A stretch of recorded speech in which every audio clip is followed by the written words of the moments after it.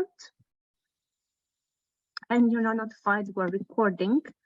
And finally, if you would like to hear more about future events organized by this special interest group in dance anthropology, please feel free to post your email address in the chat, and we're going to add you to our mailing list. We'll also send you a reminder about this towards the end of the discussion.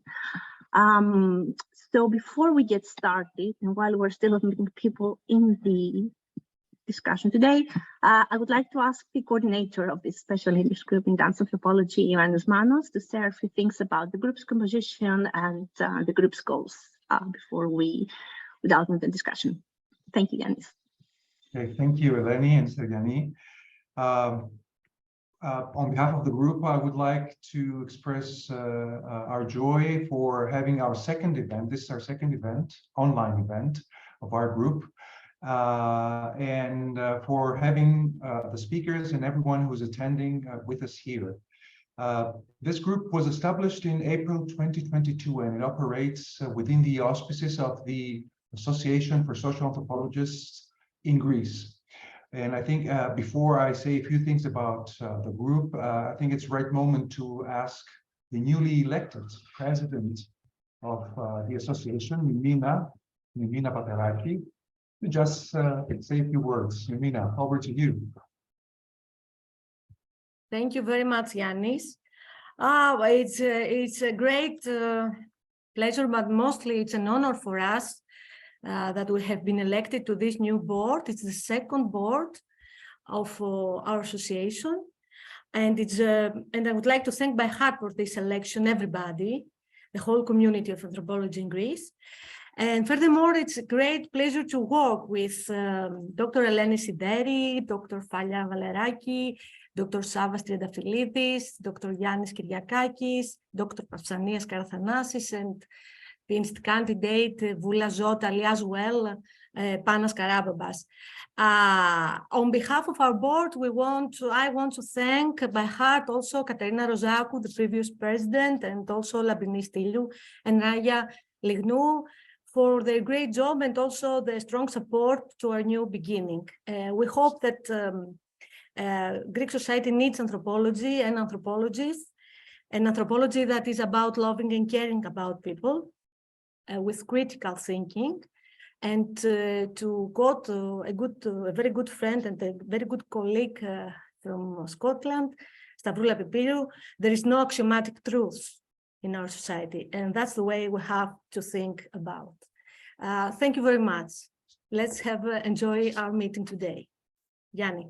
Thank you very much. We wish you all the best to the new board. So just 1 minute to give an idea. This is, as I said, the second event. So we still feel that we need, to say a few words about what we're doing and who we are. So as the title of the group designates, this is a group about the anthropology of dance. So the anthropological study of dance is our kind of point of departure as we go along, and we try to examine multiple forms of dance practices, and different meanings of kinesthetic, performative expressions of dance in different contexts, social, cultural, economic, political, etc. Well, our main objective is primarily to function as an academic forum. This is what we're trying to do, that can create and develop a systematic discussion on the study of dance in Greece from the perspective of anthropology. But in conjunction with this, we attempt to introduce contemporary and innovative theoretical, methodological, epistemological approaches to dance by drawing on other fields of study like dance studies, cultural studies, performance studies, gender studies, and of course, post-colonial critique. So on behalf of the group, I want to thank all the members of the group who have worked hard for this event.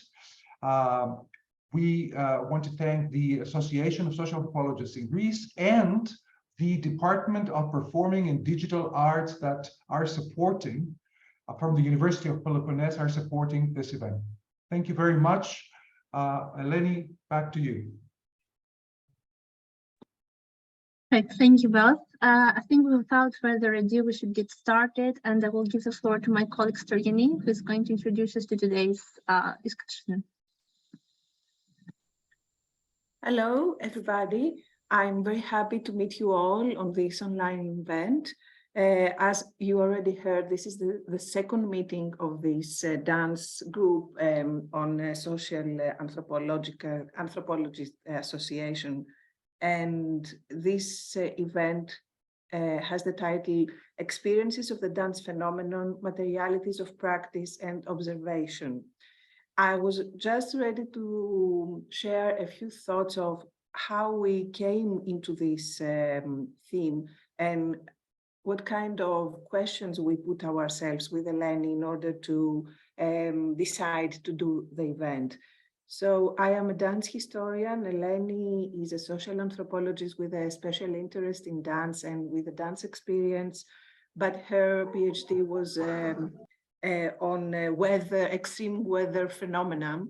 And this brought us to thinking of ecological, rational, and insights coming from new materialist philosophy. So it was, in a sense, inevitable to conclude that the notion of materiality or materialities in the plural term was something that was cutting across our own experiences, interests, and viewpoints. So we decided to put forward this notion in the plural term in order to highlight the multiplicity, the complexities, and the many dimensions that this perspective of material, matter, or object and subject perspective can bring into dance and dance phenomenon. And in addition to that, we thought that it's maybe more relative to our discussion to put materiality and immateriality as the two sides of the same coin and not as a dichotomy that puts problems into trying to define and to clearly cut the edge of what is materiality and what is immateriality. So the communication and the conversation between these two notions and concepts could bring forward a more interrelational approach to the phenomena, and also enrich and highlight the interrelationship of the two.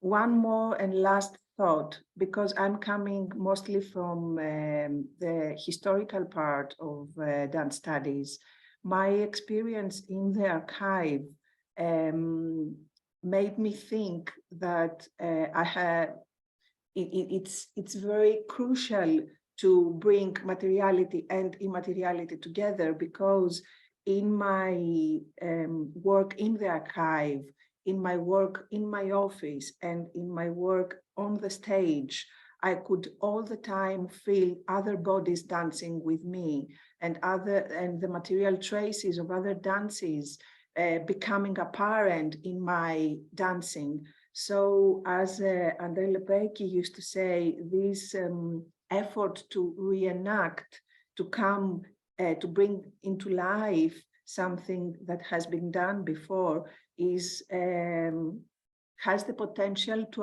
unlock the many voices that were reserved and hidden in the original. So this reenactment, this effort to talk to the other bodies that are not here now is, for me, something that the notion of materiality can very well highlight and unpack.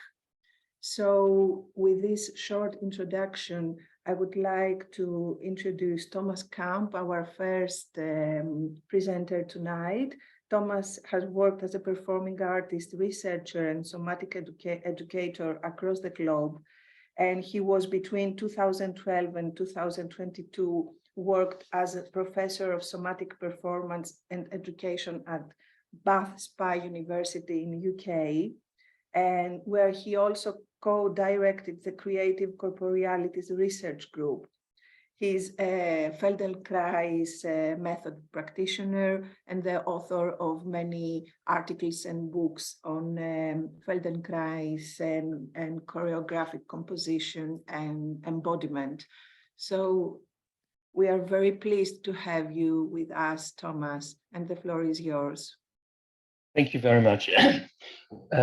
I'm delighted to be here. I'm grateful to be here. I've recently retired from official academia, for full-time academia, even though it feels as I've just started. And it's wonderful to just continue the journey, in research. I think research is extremely exciting and extremely important, and dance research is exciting and important. Also, particularly in the context of the UNESCO recognition of dance or modern dance, European modern dance, I would call it, as an intangible cultural heritage, and therefore also honoring the process and the humanity of dance, not only the product and the outcome, as an important human activity. So I'm going to share a screen. Hopefully the presentation will work out. Please help me along a little bit with whether the sharing is going to work.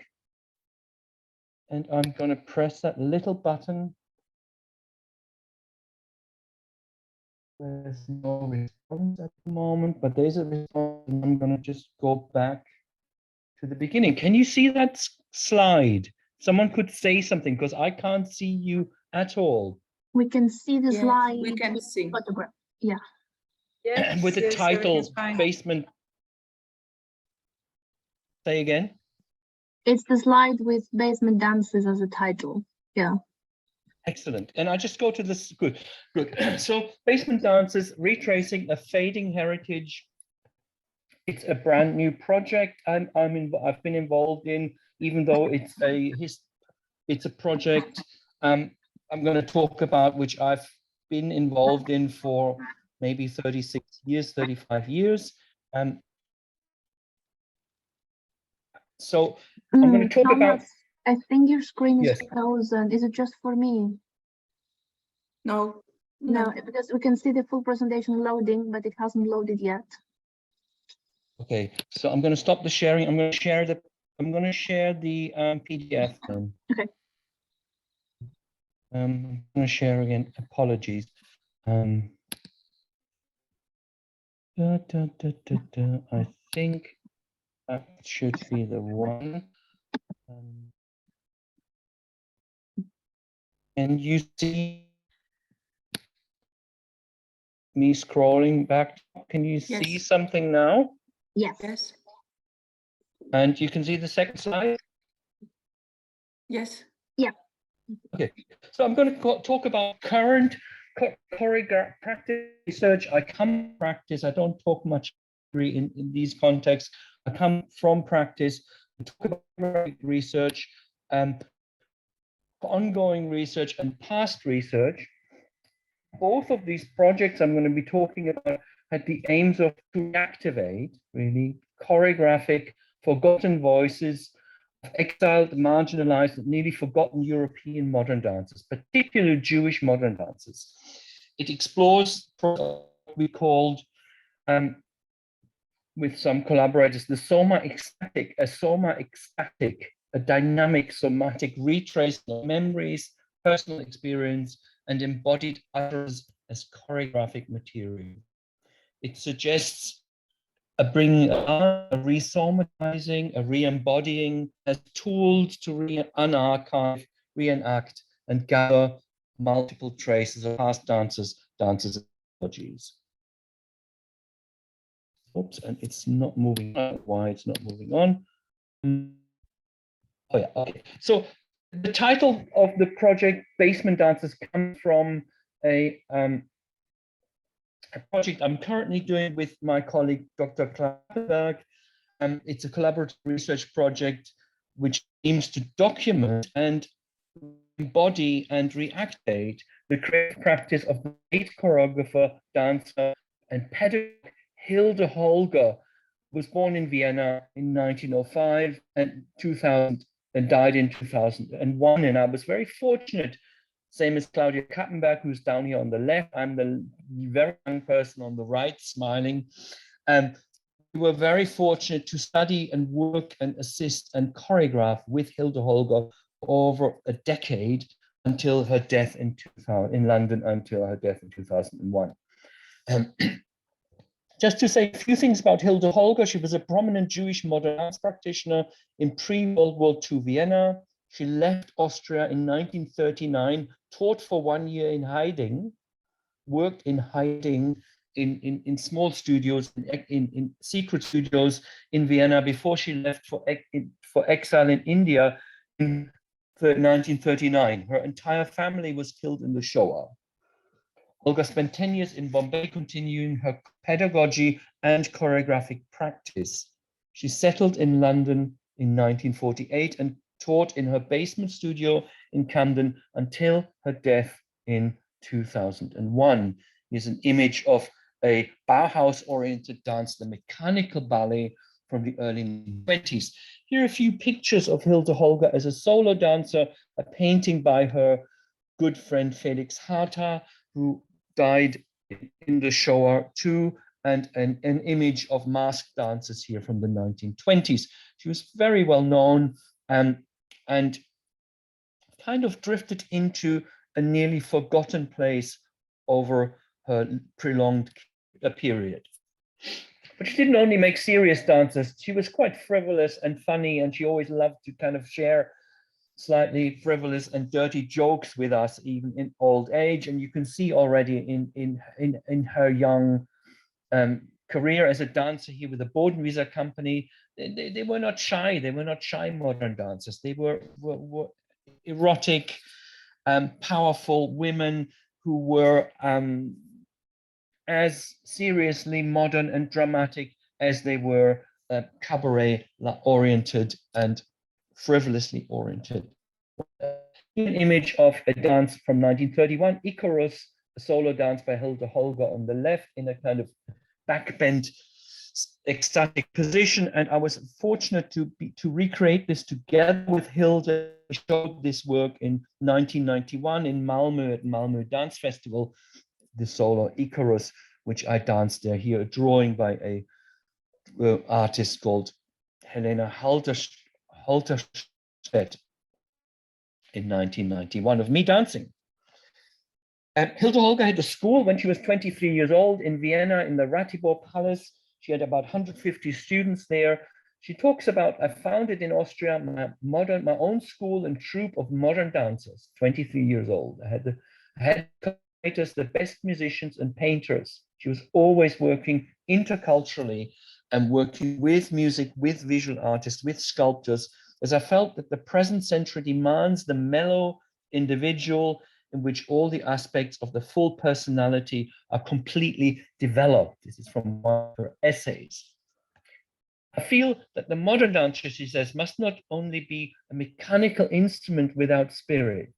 He must possess a soul and a profound knowledge of all the related arts. So a humanist, transdisciplinary artist here in the making. Here an image of a famous solo piece, The Golem, in 1926, which was also recreated by the dancer Agis in the 1990s. We have fantastic footage of this work. She continues in her essay, which she wrote in Bombay in 1939, dance today must have relations to music and sculpture and poetry.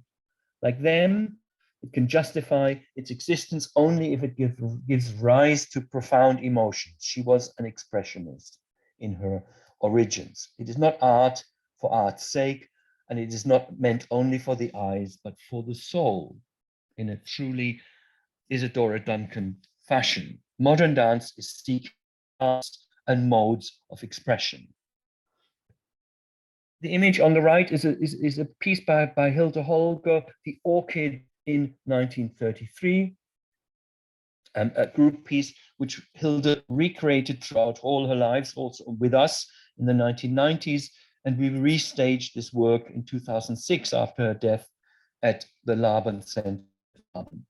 She toured international in the 1920s and 1930s throughout the whole of Europe, and also then in the late 1930s toured throughout India. In India, she continued her work. She writes here in an essay from 1939, I'm trying the experiment of opening a school for art for modern movement, and it will be an institution for the full professional training, as well as amateurs who have a taste for dancing. Whether this school will be a success or a failure will depend entirely upon the artistic sensibilities of the Indians themselves. But she was also sensitive. She was quite sensitive towards Indian sensibilities and cultural frameworks. She studied Indian dance with Ram Gopal and Madame Menaka. So she was very keen on learning from experience in exile. In 1948, she comes to London. She arrives late. She is in her late 40s. She's in the mid 40s. The other practitioners already there, Laban, Jos, and other followers. So she has to carve out her niche. She gives lecture demonstrations, starts her own school, first in Hampstead, then in Camden. And by the 1950s, practice of dancing in public spaces, parks, or here on the right-hand side in churches. She continues her practice that she developed in Vienna and in India, in London.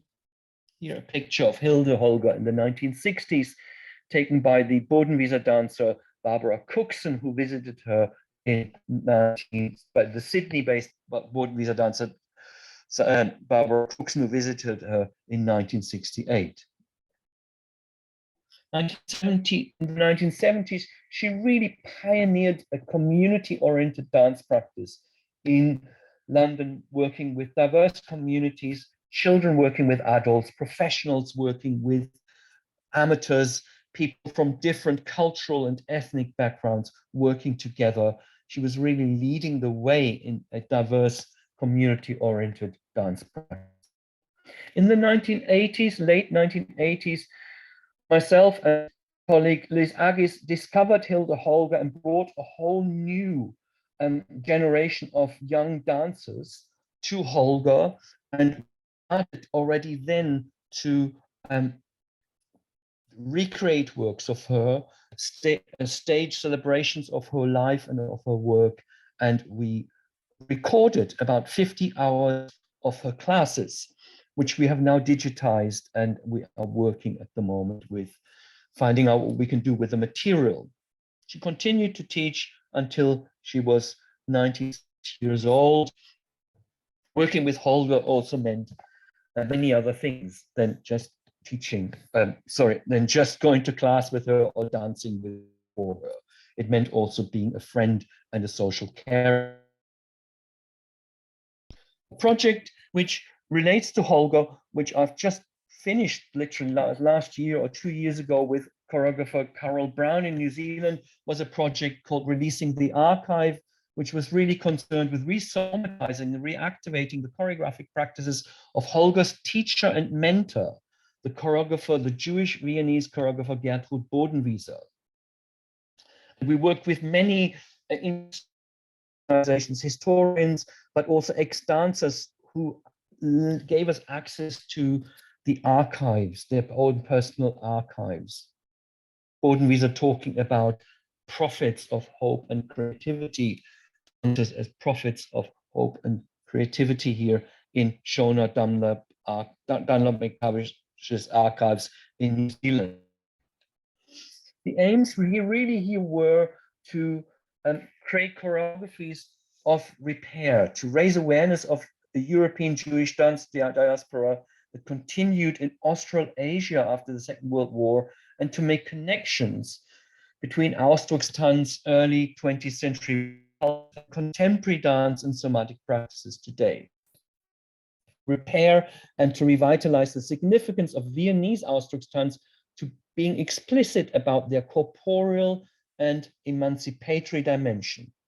And most importantly today, to activate a counter-narrative of persecuted, voice to persecuted, marginalized and displaced dance artists against the dominant perspectives on European modern dance heritage, which is still driven by the idea of a German modern dance, whereby German and Austrian participants and leaders in the modern dance field actually were quite seriously entangled in the National Socialist cultural production.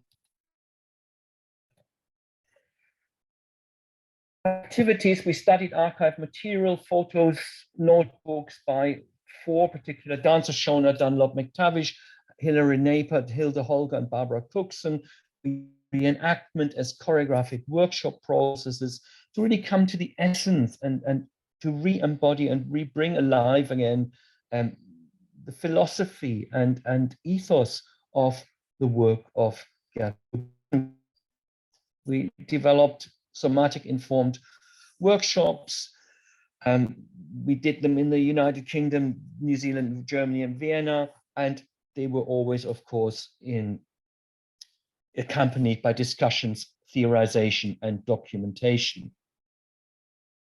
We developed somatic tuning processes through the Feldenkrais method to prepare the work, to intervene with dominant practices coming out of the work or slightly lost practices. Also to recover the ethics of co-inquiry and agency in the work.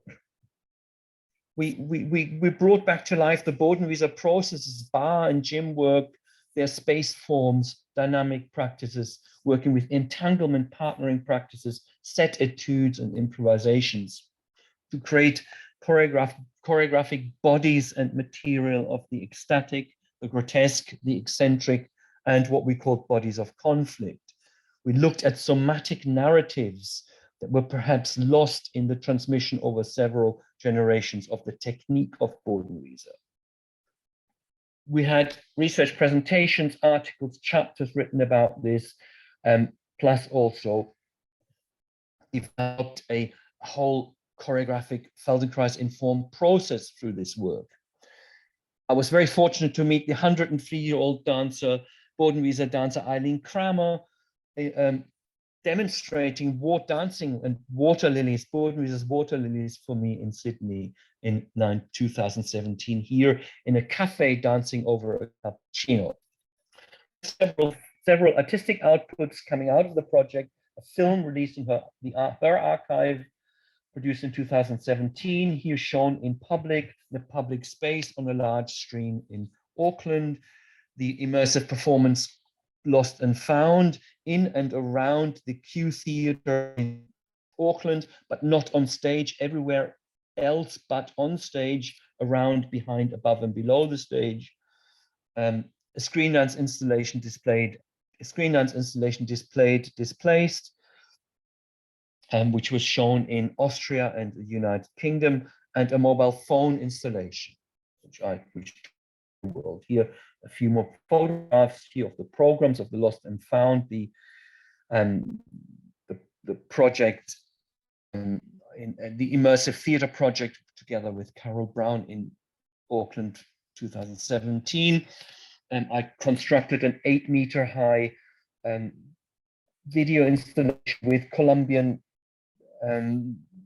video editor Manuela Jara in Bath, at Bath Spa, over 30 screens, looking at strategies of displacement and doubling and fragmentation, and while recreating the vocabularies of Bodenwieser.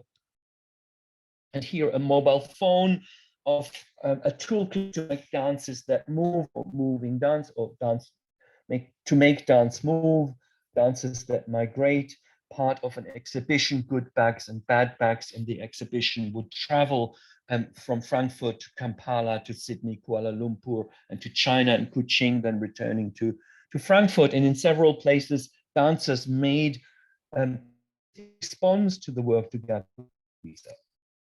Just want to say a few things to Gertrude Bodenwieser before we return to the final project on Hilde Holger, Basement Dances. Bodenwieser was the first European professor of choreography at the Vienna State University. She was Jewish and therefore resigned and emigrated in 1938 in Austria. Her husband was killed in the Shoah in 1942. She pioneered modern dance in Austria, Colombia, New Zealand, Australia, and to some extent also in the UK already in the 1920s. She was a choreographer, a company director, a dancer, educator, and writer. She had a private school in Vienna, which was a recognized lab. And here's some images of her famous dance, the Demon Machine in 1924, a critique on modernity, really, on modern technological life.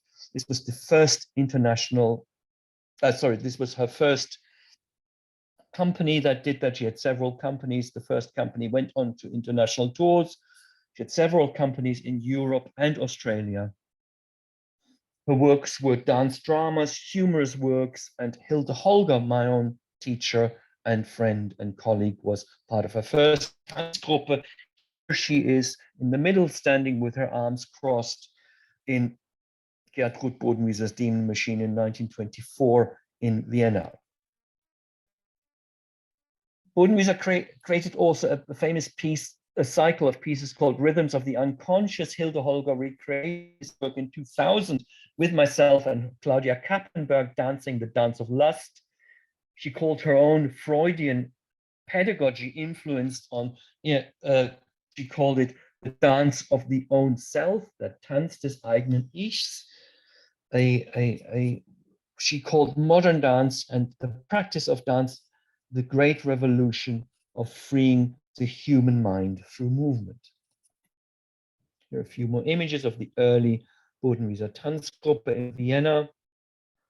Her later dance group in the Bodenwieser Ballet in Australia was initially populated by exiled dancers from Europe. Later, it was an all-Australian company. And she kind of mixed dance drama, serious works with commercial work, which really featured cliched femininity, Viennese femininity in exile, perhaps to mask her Jewish identity. Reduced to doilies, pitch Viennese images, touring Bodenwieser's work in Australia. She was quite a radical writer about modern dance.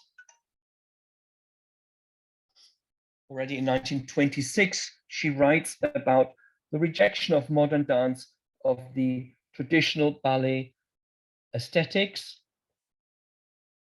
We want the whole scale of feelings with all its nuances, from the most gentle desires of the soul to the most elemental passion.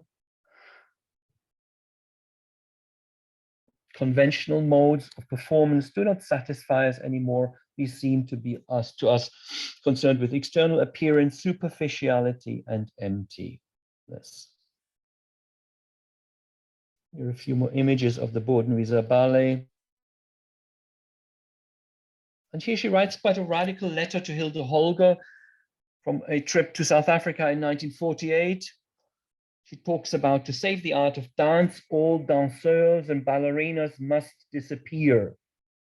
We must never hear again of pas, arabesque, attitude, and so on. Of course, I can say these things only to you. She's very strongly anti-ballet,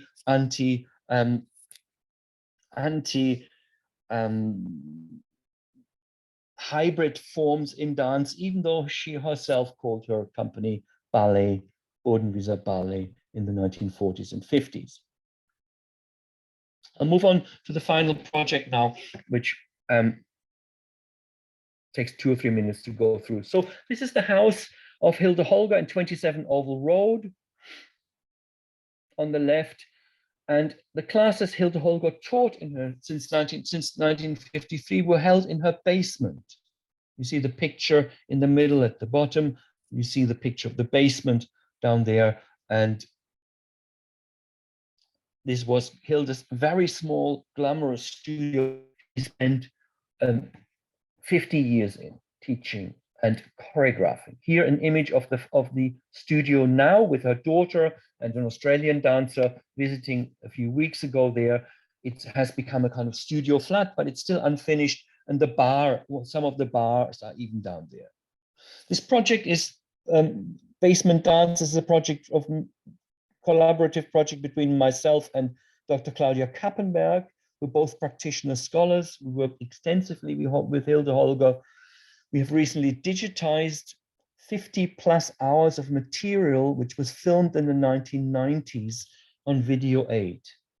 We are drawing on the Hilde Holger archives, on video interviews done by Liz Agis in the 1990s with Holger, videos of performance, and with interviews with ex-students and dancers. Yesterday, we interviewed the choreographer Wolfgang Stanger, who worked with Hilde Holger between 1969 and 2001. Here, some images of us dancing and Holger teaching from a stair lift in her studio. There's me down with the blue pants at the bottom, and Claudia Kappenberg with dancing a kind of Bauhaus dance with some gymnastic mats or camping mats. So the outcomes really are that we're looking to develop a poetic monument to honor this nearly lost, faded legacy through screen-based installations, creating a virtual classroom, a website as an educational resource, to run workshops, to reenact the work and to recreate works, and to create writings and published interviews with dancers, to keep this legacy alive. Here, images of the archives in the house of Hilde Holger, which are still there after nearly 20 years of her death. Here, the group of dancers on the right, Carol Brown, Liz Agis, Claudia Kappenberg, myself, Rebecca Skelton, Anthony O'Flaherty, Philip Smith, and another dancer whose name I cannot remember. In the small studio with Hilde, a very intimate, friendly, loving relationship we all had. We are still working in the legacy of Hilde. I'm categorizing the videos. We're looking at the bar work. There was a modern bar work. The bar, you see the picture down at the bottom on the left. She brought it over from India. The bar still is in the house. I'd like to buy it. We're looking at categorizing and working and reenacting the Hilde's bar work, which she took from Bodenwieser, is fairly rudiment, is very dynamic, lots of turns and traveling moves, big back bends and arches of the work. It was always center work in Hilde's work, predominantly simple moves, which were then performed in theme and variation. You bend over forwards, you bend over backwards, you bend over sideways, you do this with the leg low, the leg high up, and you add a turn to it. Some very basic variations, never phrases, never long phrases. Solo improvisation, solo creative tasks and improvisations in the class. This is very interesting. This is me dancing a very dynamic dance here, and I'm interested in finding out what's the relationship here to the pianist David Saturn Anderson, who's really attentive and goes into a lived dialogue with my dynamism, and I react and respond. I can see myself even looking at him. So this is very interesting to have these images now and videos to really analyze the class process. There were always group improvisations in these studios. Here, a whole group of dancers working perhaps with the Egyptian moves and with lines and curves and back bends and endless beautiful improvisations. Hilde Holger always worked with objects with us, with sticks, with bamboo sticks, as groups, also with individuals. Here another group work with sticks.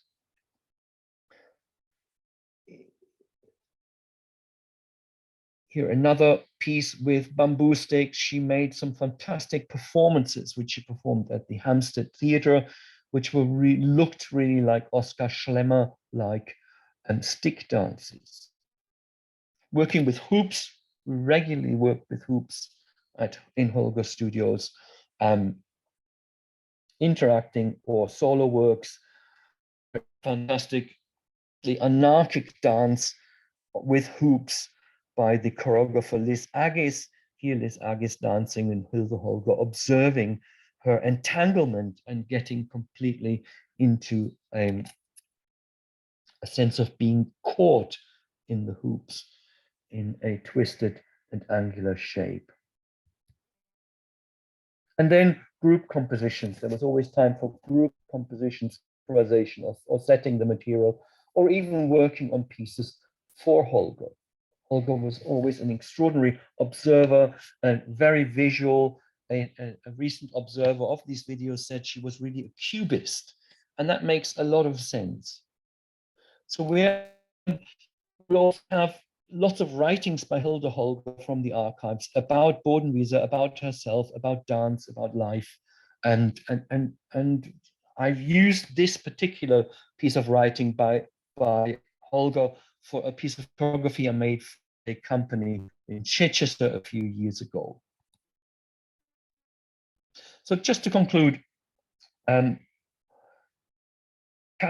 Kappenberg is at the moment working on two video installations, screen-based installations, which she has shown in St. Leonard's in the UK. Here, an installation which is a double screen installation with typed text. We don't hear Hilde talking, but we see it written. It's a construction of a dance. We see a rehearsal of a dance with hoops. Dancer Claudia Kappenberg and the New Zealand-based dancer Anthony O'Flaherty. We see the process of Hilde as a maker, as a choreographer, which is absolutely fantastic to see this honored through this process. The video footage was filmed on Betamax by Liz Agges.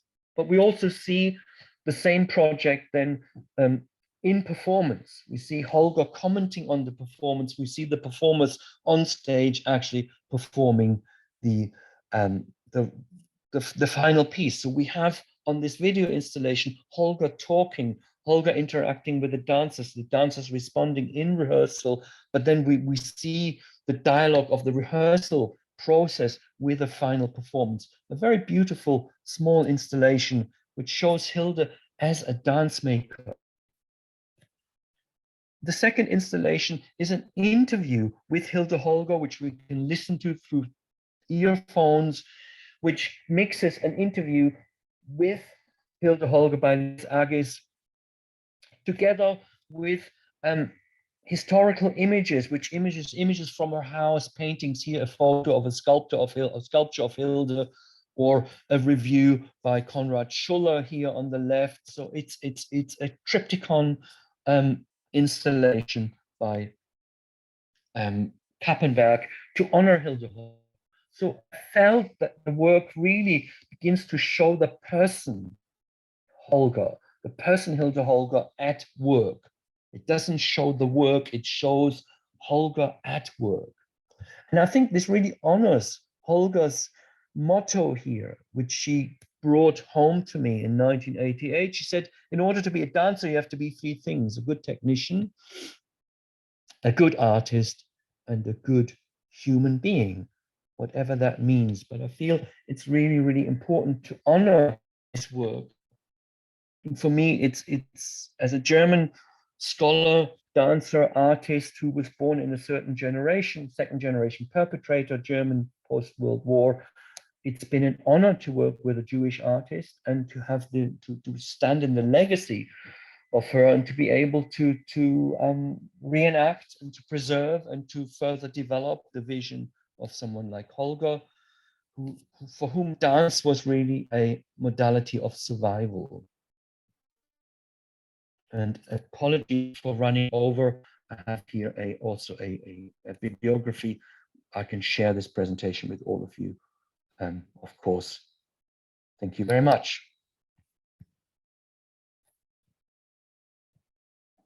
Thank you very much, Thomas, for this extraordinary presentation.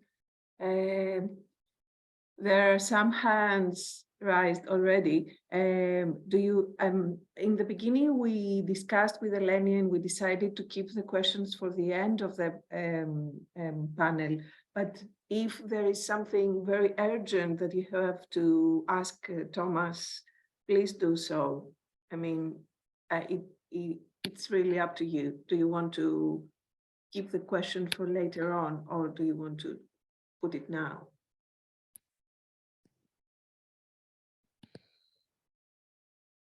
Okay, thank you.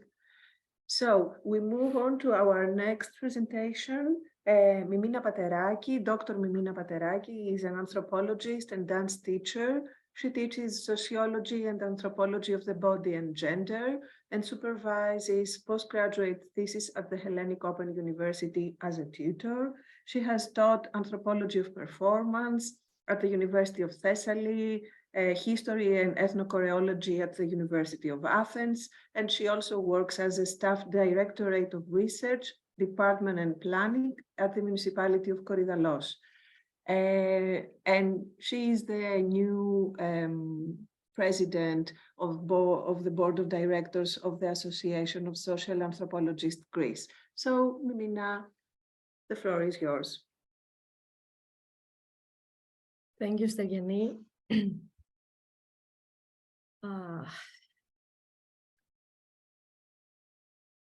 Going to share a PowerPoint. So please tell me if you see the first. Yes, but not in full screen. Not yet, Not yet. but it will be. Hopefully. Yeah, okay. So, on January of 2020, I visited the Guggenheim Museum in Bilbao. A public steel manufactured art project, The Matter of Time, was exhibited in the main stage where Richard Serra, the artist, called people to experience, live, the matter of time mainly through vertigo feelings. He creates a topological space which is experienced by the acting of every walker. Being one of his walkers, gradually I felt dizziness, nausea, the anxiety of knowingness. The matter of time produces shared experiences of affection that can provide also shared concept about what is happening about the human body quality of experience. The artist calls people to feel through their bodies the precariousness of walking around unsustainable sculptures. This precariousness, close to its existential sense of being uncomfortable, it makes common the affection of displacement and the feeling of insecurity, the exclusion, the lack of stability, the vulnerability. Serra guides us through caused condition and experimental space for multiple perspectives of vertigo to a political caused condition. Different feelings are superimposed during vertigo challenges, composing paradox due to neoliberal precarity.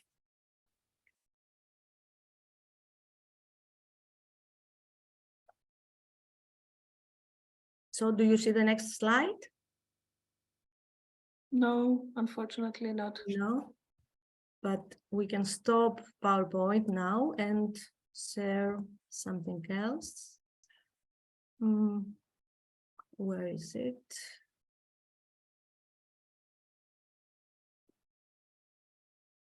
No. Wait. The PDF, okay. It's very slow.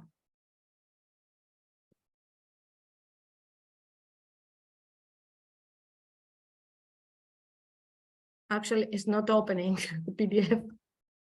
It's not open. Anyway, let's try the PowerPoint. And if it plays, it plays. Don't worry.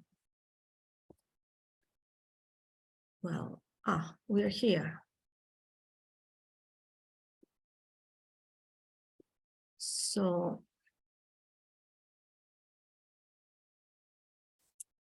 maybe we can see Klisthenis, a working middle class suburb of Athens.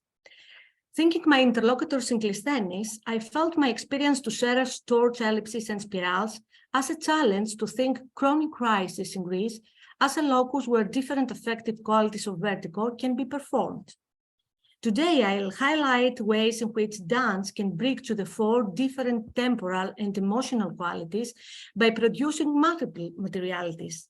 Drawing upon the anthropological perspective of the social engagement of artifacts by Alfred Gell, I have focused on the way people critique the contemporary sociopolitical situation, the financial crisis in Greece, and their own personal choices by employing certain cinematic dance scenes in their oral and practical narration.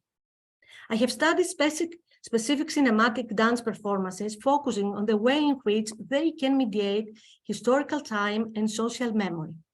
More specifically, I study cinematic scenes from another chronological era, which are both here and there in time, through a constant reviewing, and coexist in the discourse and practice of the people who choose them. Different moments in time come together through a rather unexpected route, highlighting dance as an index of reworking embodied historicity, following Daniel Knight, that reactivates and allows us to interpret the present through the past. Thus, dance can bring together different moments in time, which, though appearing far at first glance, it emerges that they are not. The struggle of survival and the anxiety of not knowing about the future, the feeling of fear, insecurity, and hopelessness are part of people's narrative in Kleisthenis. Their dance sets emotion, comments, thoughts, and feelings as it orchestrates different qualities of turmoil. In this context, I discuss vertigo, this sense of temporal disorientation, of something in the air, by trying to follow different scales from the level of individual experience to a collective event, as Daniel Knight has argued also. Drawing upon this approach, I argue that this disorientation is rooted in the body, fed by different temporal and emotional qualities and expressed through different dance performances, highlighting the importance of this temporary and fleeting condition of dance practice. To examine the form of social interaction that came up through dance, I draw upon the concept of cultural proximity as it has been conceptualized by Michel Serres and got the anthropological perspective recently discussed by Daniel Knight in 2017-15. More specifically, the French philosopher Michel Serres has worked on the theory of cultural proximity based on the superimposition of different temporalities, arguing that two different points, I quote, can suddenly become close, even superimposed. Serres discusses the issue of time in terms of linear progress. He focuses on distances among points, moments, and ideas, and underscores the fact that even though they are distant, there are several reasons that can bring them very close. These are related to the power with which several moments in our lives are imbued and which can pull them together. Placing the concept of cultural proximity in anthropological perspective, Knight argues that cultural proximity depends on one or more defined historical moments where people can recognize past traits in their present lives and feel as if they are in a context where both past and present collapse into the same meaningful moment. Knight addresses the ways people explain what happens to their life using different folds of public, domestic, conscious, and unconscious spheres. Being in line with this argument, I have focused on centered cinematic dance scenes that have sparked social dialogue in both public and domestic settings. My interlocutors used Greek films from the 70s as example of their effort to explain the current economic downturn. In what follows, I elaborate on how people tried to analyze their current circumstances by bringing different historical times closer to the present through dance and embodied memory. Cultural proximity, therefore, is not about just recalling the past, but also about bringing to the fore historical time and social memory mediated through body. My ethnography oscillates between contradictory comments through which, on the one hand, people foreground in the metaphorical use of dance, and specifically cinematic dance, in their everyday narratives, oral and practical, and on the other hand, they claim that it was inconceivable and irrational to feel like dancing during the crisis. However, people in Kleisthenis perceived dance as a practice of self-empowerment and a form of fighting against the crisis. This was relevant to the notion of viewing life in Greece as an ongoing struggle. Dancing, therefore, despite its irrationality, facilitated people's livelihood in an uncertain social context. For this perspective, dance From this perspective, dance is not just about self or community expression or collective symbols, but additionally, it structures and spreads cultural meaning, cultivating a dialogue and practical narration infused with political considerations, as Zographou and Epirou have argued. Dance as an embodied social practice is also intrinsically related to solidarity, as well as to the handling of difficult situations. Constituting an embodied local critical commentary on the crisis and formulating a site of informal resistance, cinematic dance can become an explanatory tool and part of an informal political discourse at the local level.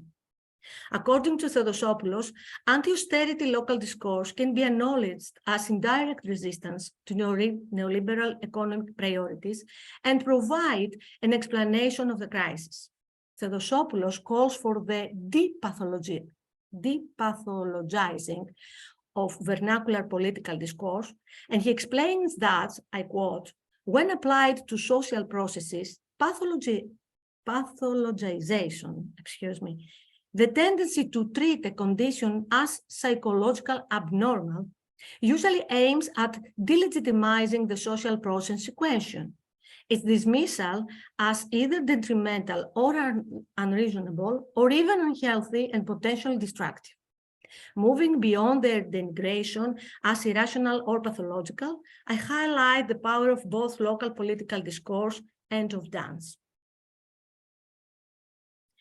Fighting for life, striving for survival and anxiety of unknownness, feeling fear, insecurity, and despair was part of local commentaries shared by many people in Clisthenes during my fieldwork.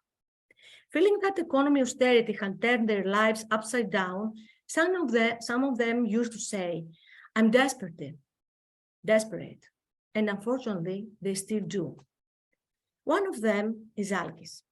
Today, he is 62 years old, a public servant married with 2 children. The economic crisis has affected his life significantly and it still produces him several problems. Even though both Alkis and his wives have jobs, they still have severe difficulties. Strong health problems, exceptional expenses were overwhelming while they tried to help some of their unemployed relatives. Feeling that economic austerity has turned his life upside down, he used to say, I'm dead. And he comments, having no money means you are still. Everything stops. Expenses and obligations swirl around you. You feel dizzy. You do not know where you are. You do not know where to look. You freeze. You feel still. You cannot do anything. You are dead, desperate. However, this dance, the Lepecki of Evdokia, from the film Evdokia of Damianos, can put in motion the whole world for me. This is my feeling when I listened to it. It helps me to find myself to this vortex. This is not about the choreography. It's about my life. I get out of my life. I look at myself. I get out of myself. I look at myself dancing it. Even a dead man can dance it. It's about the psychological and physical resurrections. It feels like you are flying. The body is dancing on earth and turns you flying. That's why I don't feel tired when I dance to it. Let me share a video.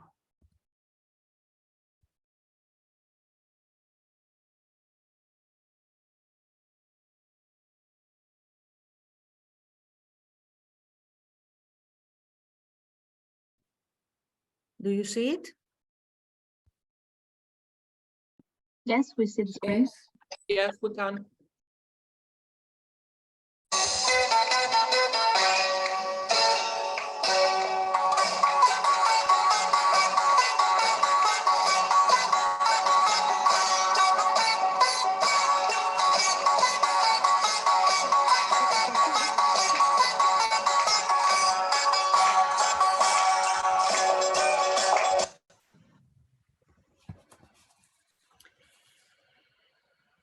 Not every Lepecki can dance, but this certain one, Alex continues.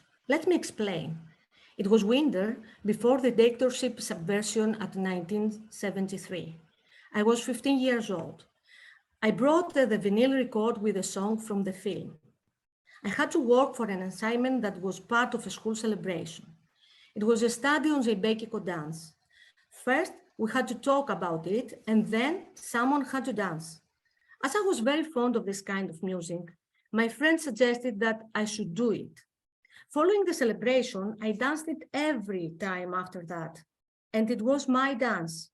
After several years, in 1989, I shared it again with my colleagues. It was a period that we were working on union actions, and we had organized an excursion after a lot of difficulties. Recently, in 2007, we meet and dance it once more, celebrating again our new trade union movement.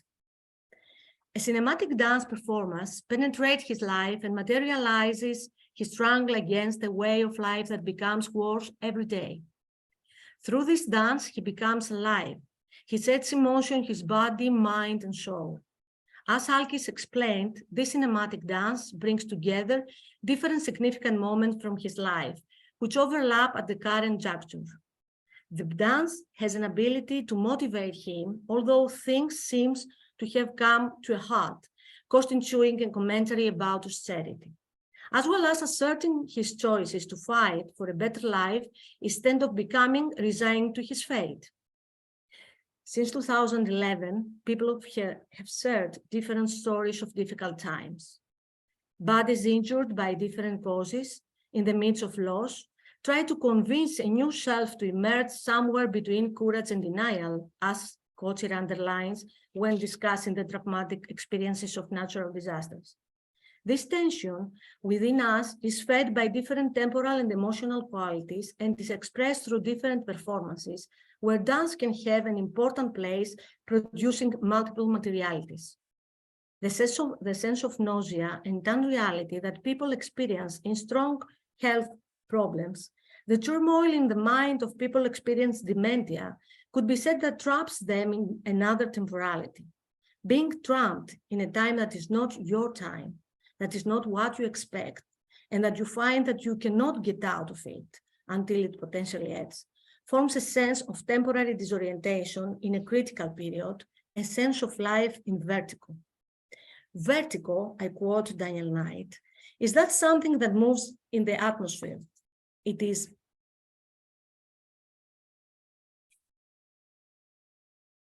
is the expressive way of seeing and understanding the world in crisis, and it is the themes that resonate and multiply within it, trying to share the truth of those who have loved, lost, struggled, and been bettered in the troubled decade.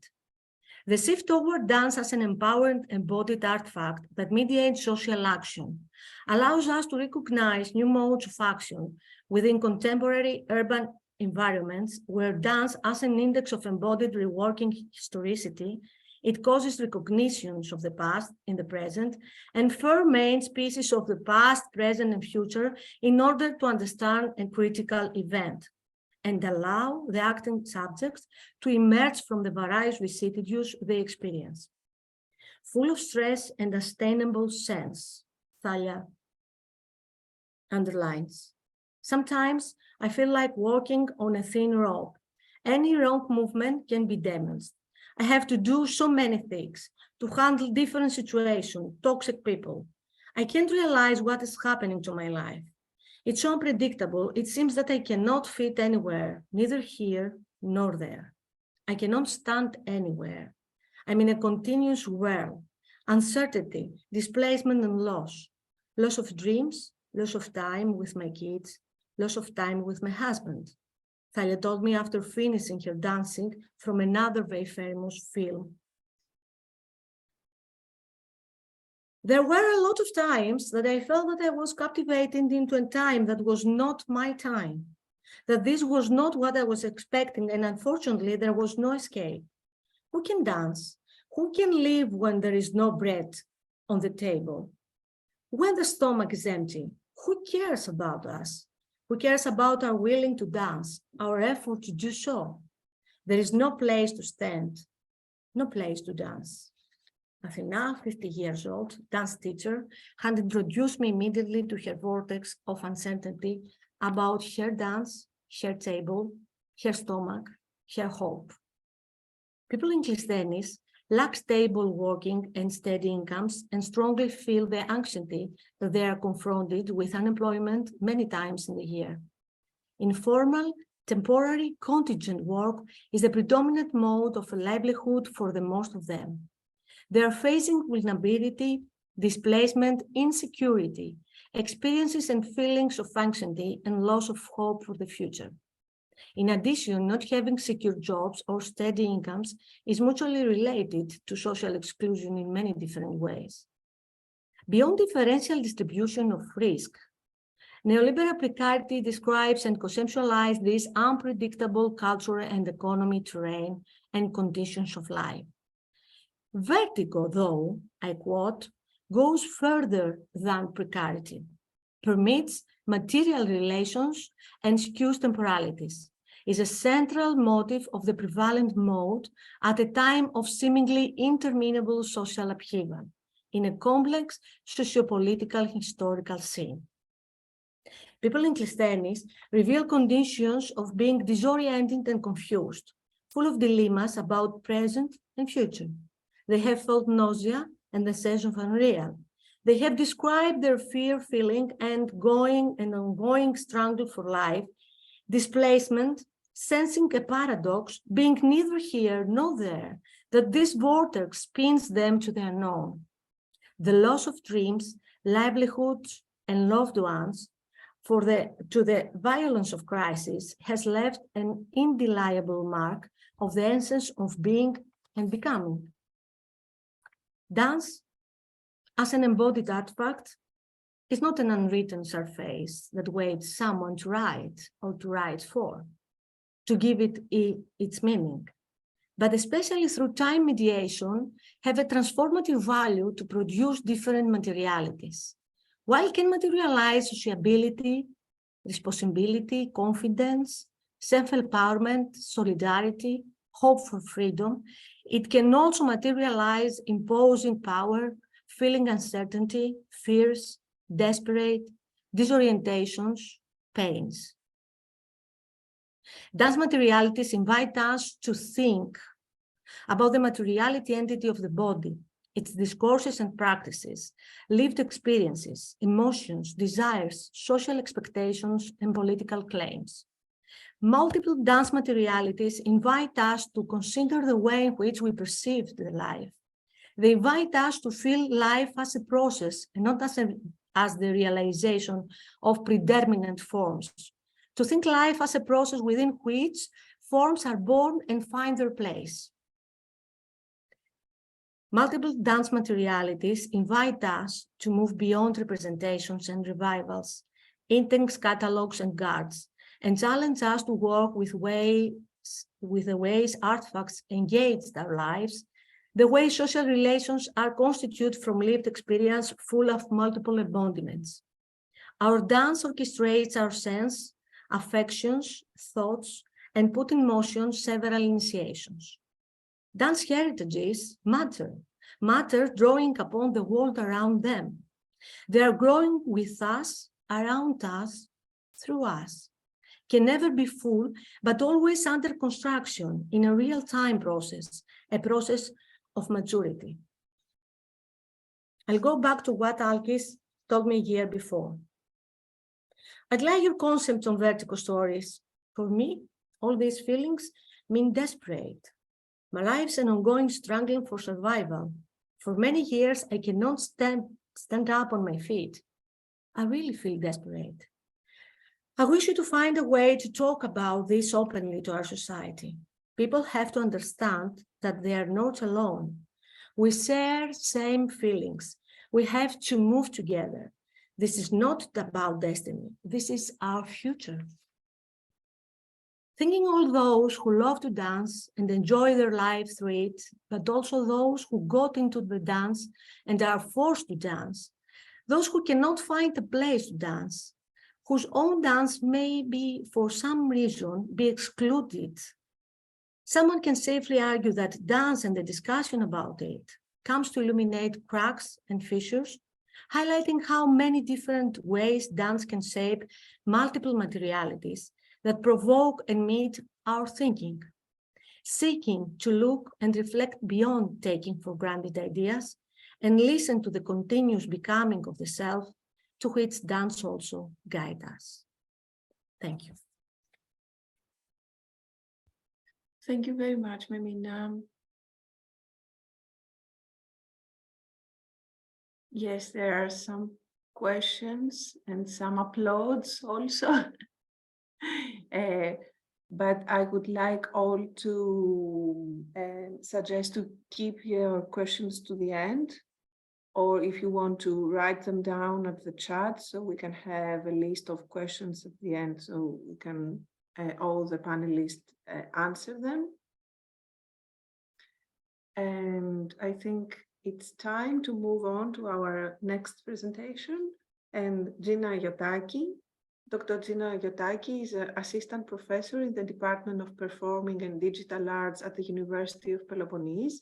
She is also a dance artist and certified somatic movement educator.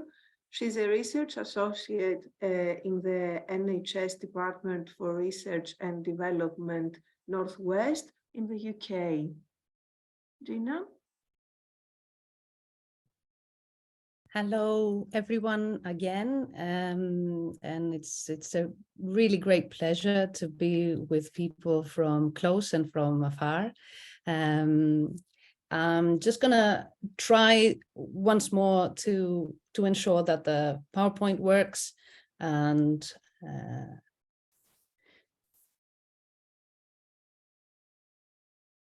just let me share.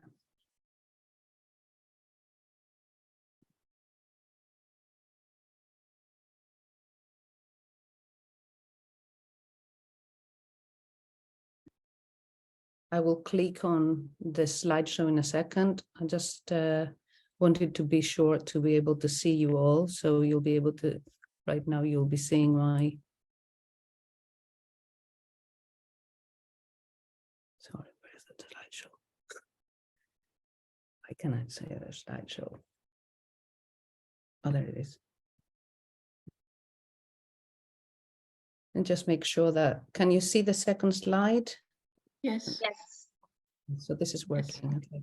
So apologize, I will not be looking towards you because I'm working between two computers, but I'll be shifting between the two. So bear with me, hang on. So I'm a dance artist and academic. Just to give a bit of context for what you'll hear in a minute, I recently relocated to Greece from the UK, where I lived and studied and worked and practiced dance for the past 26 years. As an artist and practitioner, I've been exploring the role of embodied or mindful movement practices in dance, in creative processes and in performance for a number of years. So as a researcher, I have been exploring notions of embodiment in practice and in theory, in diverse cultural practices, and in embodied ways of interacting, documenting, and transmitting aspects of the history of dance. Situated as a practitioner researcher as defined by Gray 1996 and in 2006 in the praxis and research of somatically informed contemporary dance practice. In this paper, I explore the space between perceived notions of ephemerality in contemporary dance practice and the potentially contrasting duty of capturing praxis in an ethnohistoric research. I draw from recent and current contributions of post-structuralist dance anthropology and medical anthropology, with particular reference to Xordas's work in 1994, as lenses and methodological standpoints through which to firstly consider the body in performance, and B, to explore the space between representation and being in the world, as defined by Merleau-Ponty in 1965. So what I will share in this short talk today is a distillation of these efforts and a very brief overview of how I arrived to this approach.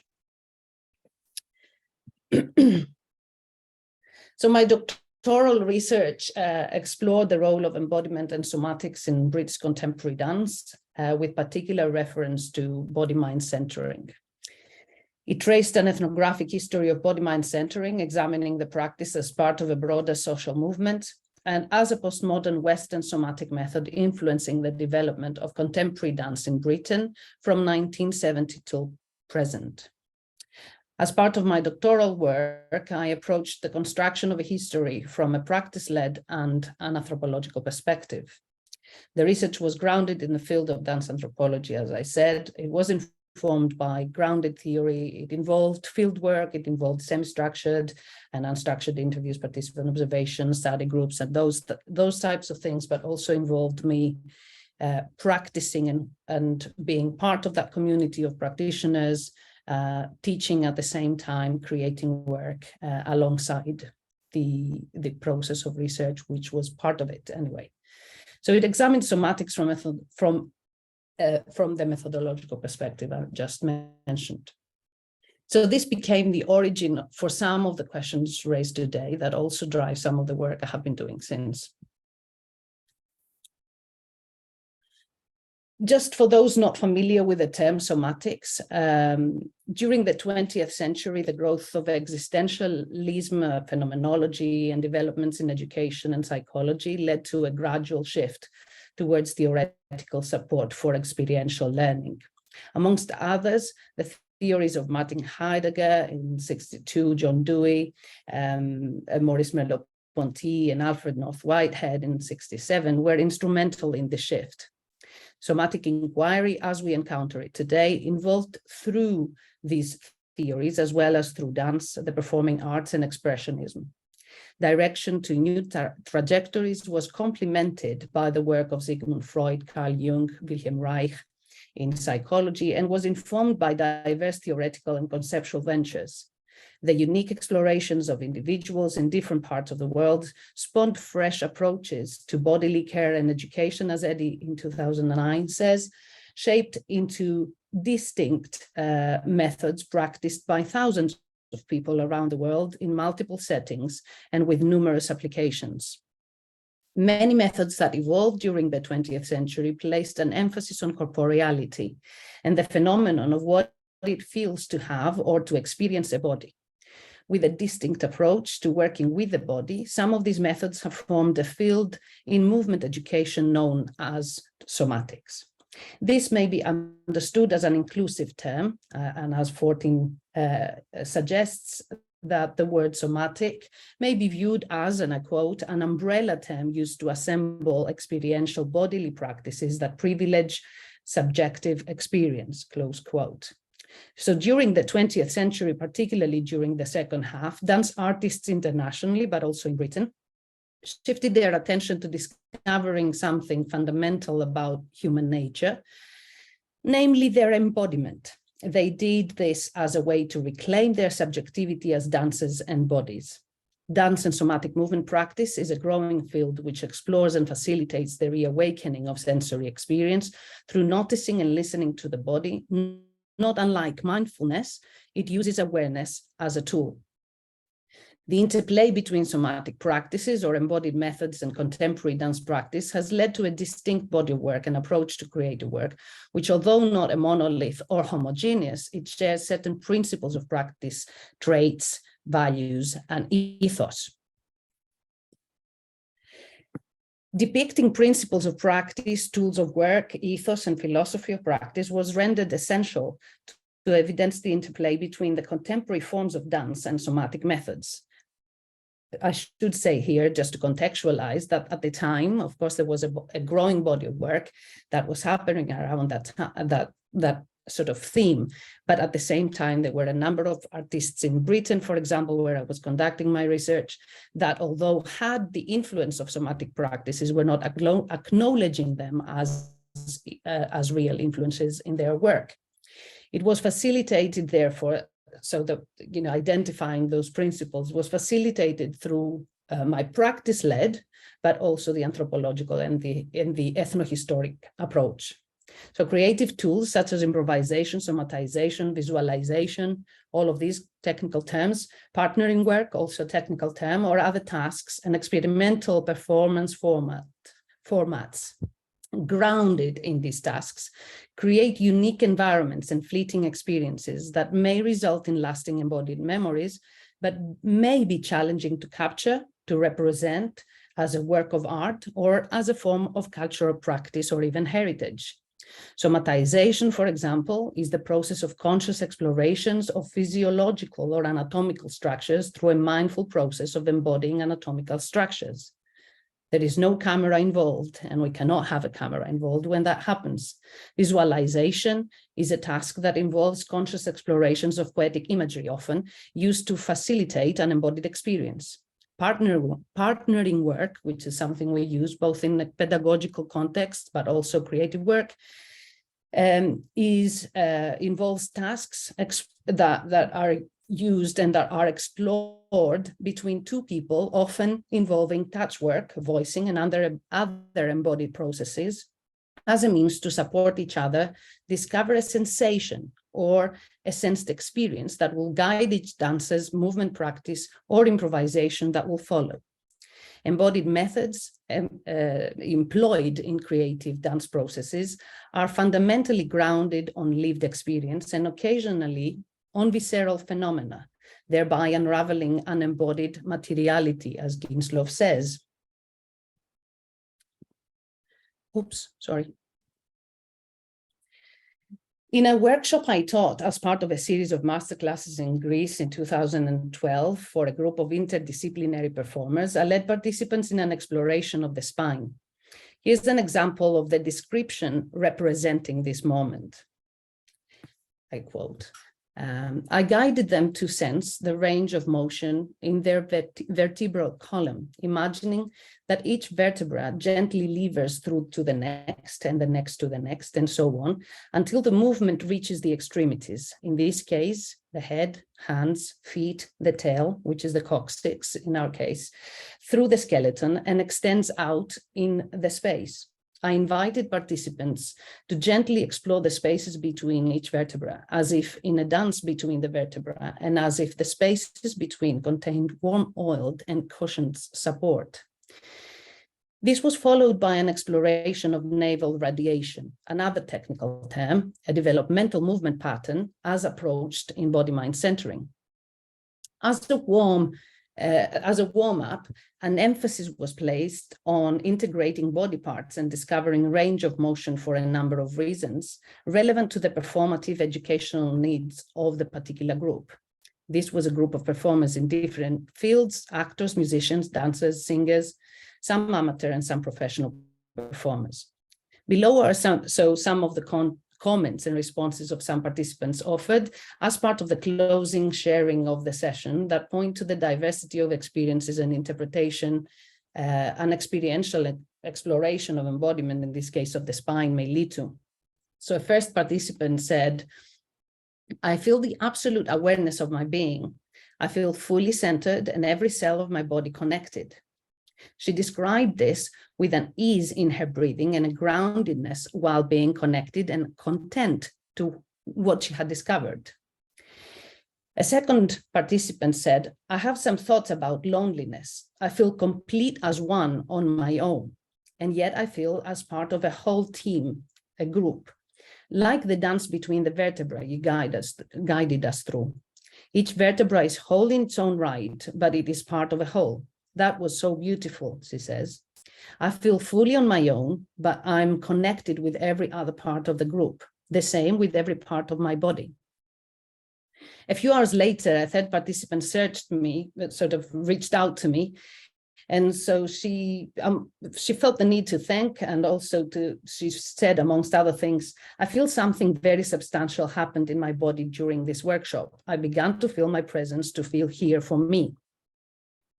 Another participant said, I had scoliosis and had worn a brace for 5 years, which was a very restrictive and an unpleasant experience. For the first time today, I felt as if I am restarting with my back, as if I can begin to sense this place and move with it. Another participant said described how the whole experience reminded her of how much needed physical touch is. Another psychologist I was working with at the time said that it really helped him to find sort of to reconcile his bad relationship with his body. All these responses illustrate the way the felt sense of the body as developed through somatic informed dance practice may develop an integrated sense of self, but also a reflection on cultural and or other conditioning of the body.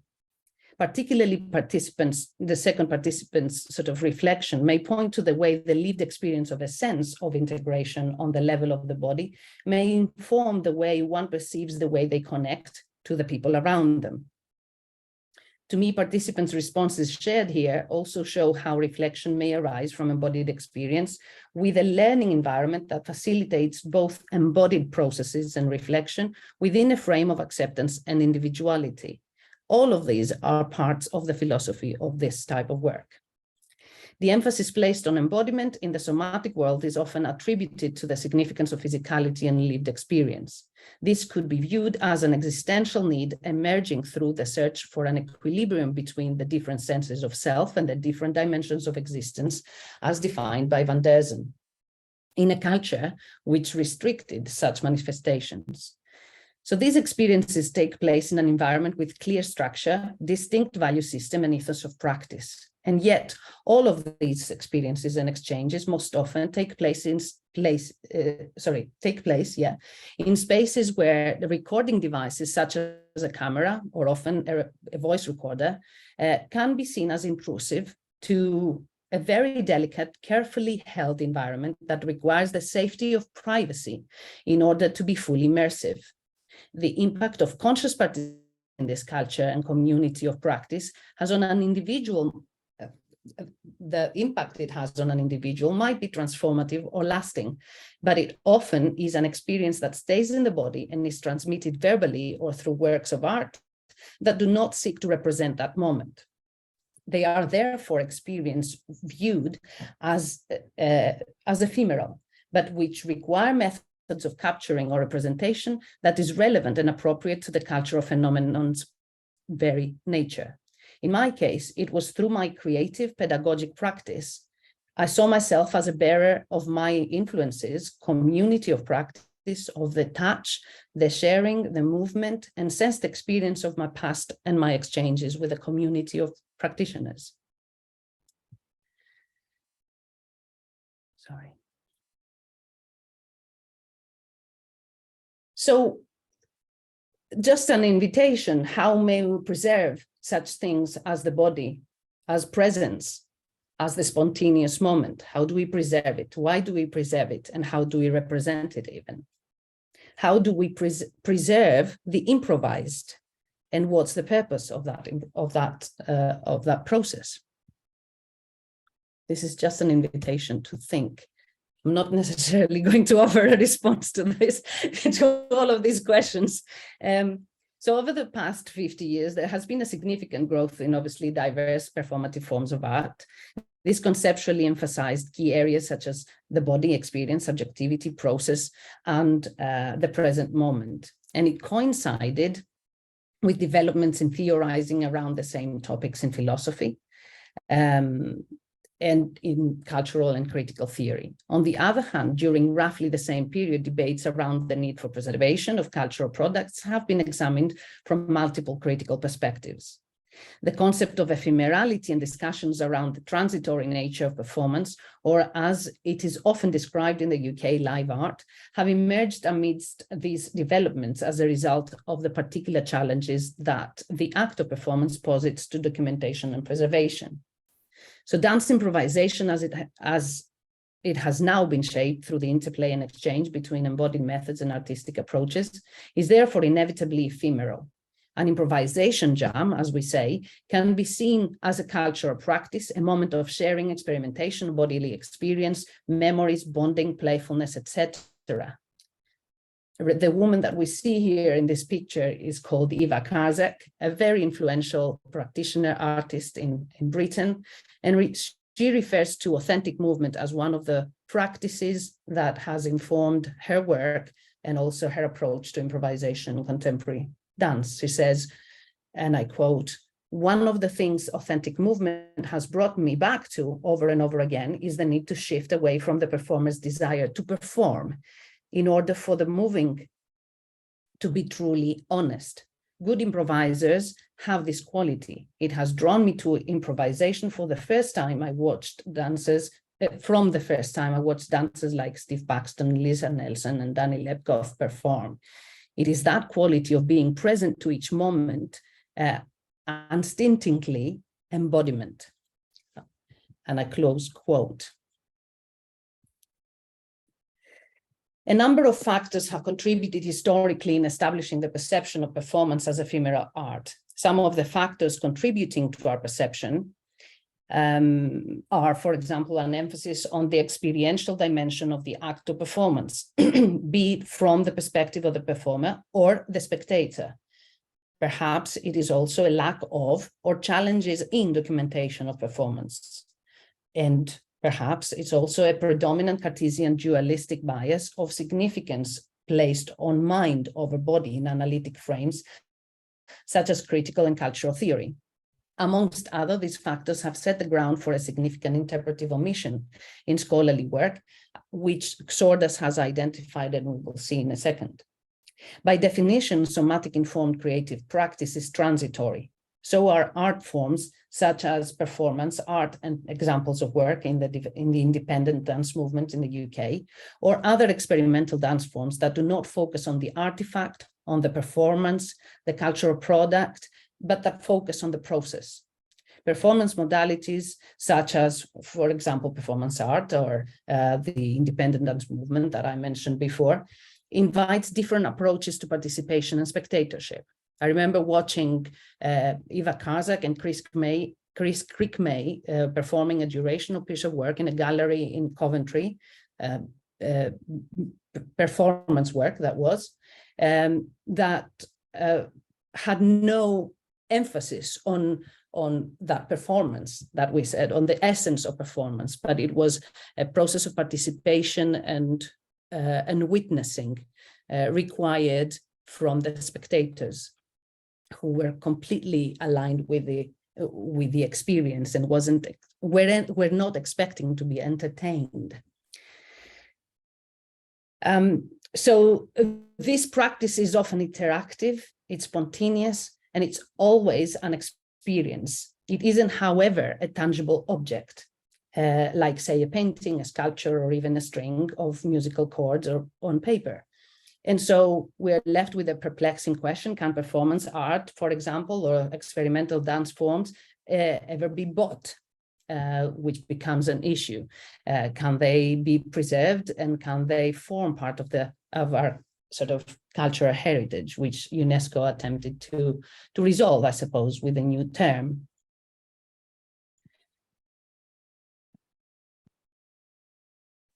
And then we've got different types of responses to this question, such as the work of Peggy Phelan, who privileges performance's disappearance. She says, performance studies, precisely because it has struggled so rigorously with the perils of preservation and the treacheries of transmission, is alert to the net's potential to flatten and screen that which we might want most to remember, to love, to learn. We have created and studied a discipline based on that which disappears, art that cannot be preserved or posted, and we know that performance knows things worth knowing. As the electronic paradigm moves into the center of universities, corporations, and other systems of power, knowledge, the knowing that cannot be preserved or posted may well generate a mourning that transcends the current light, the date, resistance to technology. Referring to the 1990 meeting of the American Ethnological Society dedicated to the topic of the body in society and culture, Thomas Xordas notes limits in many participants' use of the term body. Specifically, he depicts the lack of the sense of bodiliness in their analysis, and I quote, as if body were little more than a synonym for self or person. In this, a close quote, in this he identifies two dangers: open quote, of dissipating the force of using the body as a methodological starting point and of objectifying bodies as things devoid of intentionality and intersubjectivity, close quote. The sense of bodiliness Xordas calls for includes sentience and sensibility in our perception of self and person, and introduces a dimension of materiality to our understanding of culture and history, both of which were goals of the new methodological paradigm he proposed. Xordas argues that, and I quote, the paradigm of embodiment means not that cultures have the same structure as bodily experience, but that embodied experience is the starting point for analyzing human participation in a cultural world, close quote. He asserts that defining the dialectic between perceptual consciousness and collective practice is one way to elaborate embodiment as a methodological field. It is within this dialectic that we move from the understanding of perception as a bodily process to a notion of somatic modes of attention that can be identified in a variety of cultural practices.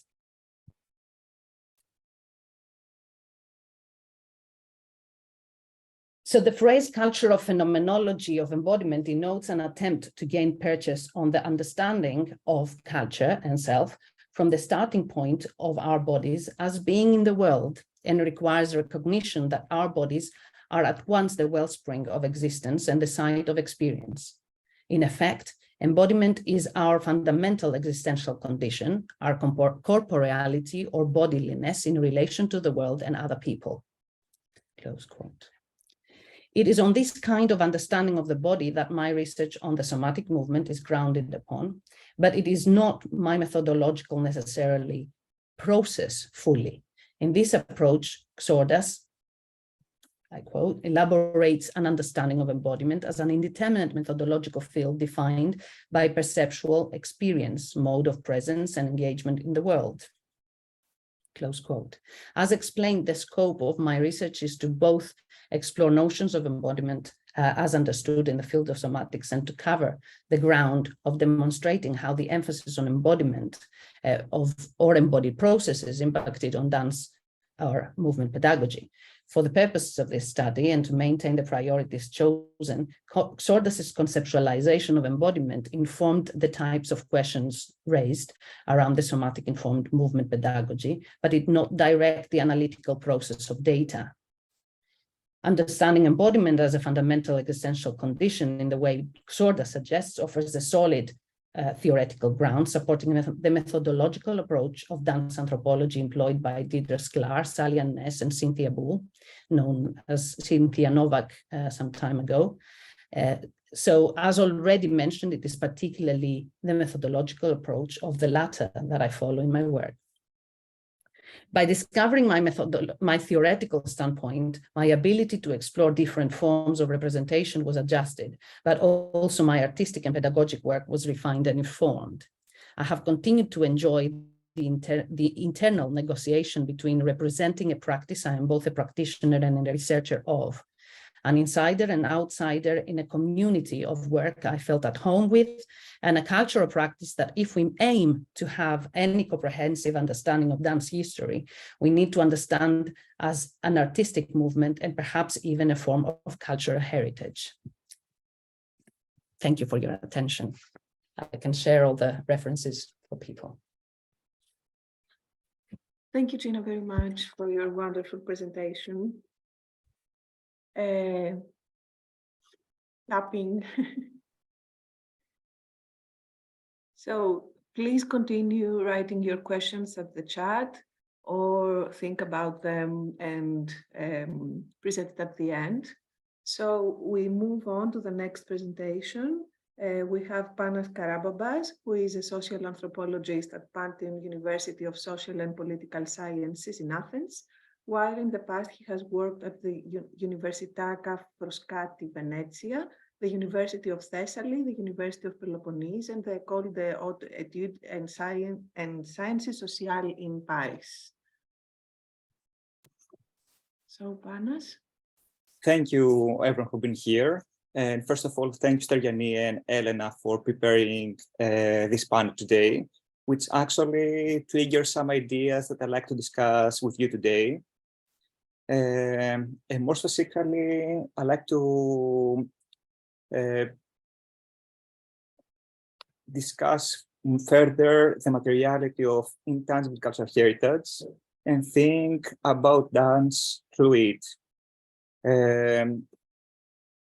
I don't have a PowerPoint as the others, since it's mostly new ideas I'd like to elaborate and also, I don't know, receive some feedback from you.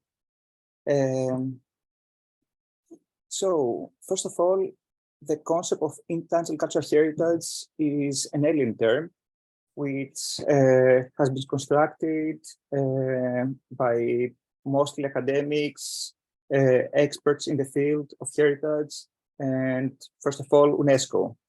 It was a term pre-existing before, but used in various ways, but it wasn't really popular. So the 2003 Convention for the Safeguarding of Intangible Cultural Heritage make this term sexy, catchy, and something recent, and gave a new life to it. However, not many people out of academia think more about it and consider it as a synonym of traditions, of customs, or other terms that are also used for the same things, more or less. Well, going back to the history, the 2003 Convention is a sister convention of the World Heritage Convention, and try to fill the gap between material culture was and still has a very prominent place in people's minds, and try to bring forward the material aspect. However, actually, it's not the material aspect that brings forward. If we go back to the definition of what is the term intangible cultural heritage, based on Article 2 of the Convention, means the practices, representations, expressions, knowledge, skills, as well as the instruments, objects, artifacts, and cultural spaces associated therewith. That communities, groups, and in some cases, individuals recognize as part of the cultural heritage. So actually, intangible cultural heritage, it's also about the material culture, and try to combine these two aspects into one. Now, if it's successful or not, it's a huge discussion that I would like not to go into today. But more interesting for me, it's that also becomes an umbrella term that brings together different things which consider heritage in a way, but usually we don't group them together, like performing arts and traditional craftsmanship, which not many people who are doing performing studies, or anthropologists will study at the same time dance and how people craft baskets. I think this conceptual tool can also help us borrow tools from other fields and rethink dance with these new tools. But again, the whole concept of this term, it's something very binary, and still talking about intangible cultural heritage in a way reinforces this distinction between mind and body. So if it's this concept successful or not, again, I'm not sure about it, but the thing is, it's here, it's around us, it's used, it's spread, and people is using it more and more. So it's in our hands now how to use it, and especially to study dance. Furthermore, nowadays UNESCO try to get rid of this intangible heritage because, as I said, it's a very binary way of thinking, or at least it's based on a binary way of thinking, and now start using the word living heritage. As Gina said about the living experience, we can't think of something that's living without having a body. So maybe this term emphasizes the corporeal aspects of heritage and the people who manifest this heritage, and some that we can't separate it. So after this long introduction, let's go to something more specific and something more ethnographic and more dance focused. A few years ago that I was doing field work mostly on policies and global heritage governance, it happened to attend an event about Momeria. Well, Momeria, it's a New Year celebration that was inscribed on the National Inventory of Intangible Cultural Heritage of Greece in 2013, and the UNESCO representative list of intangible cultural heritage of humanity in 2016. Momeria is social practice with performative aspects, which includes dance, music, and aims to celebrate the new year and to bring good luck. Momeria was known in circles of Greek traditional dances aficionados, and were many other performed costumes that are taught during dance classes together with it. However, with its inscription as an intangible cultural heritage element, Momeria attracted additional interest and became more frequently discussed in folk dance aficionado circles. This due to the fact that through their inscription, listings receive high prestige, and usually people discuss more and more about it. All of this had two major effects. First, Greek traditional dance teachers who were also bearers of Momeria, as UNESCO like to call the heritage practitioners, were invited to lead seminars in dance schools around Greece where they taught regional dances. There was also a focus on seminar attendance performing Momeria and learning structure. These classes had a significant impact on the income of dance teachers, but not on the other bearers of this heritage, so there's the villagers. These classes present one way in which intangible cultural heritage is being marketized.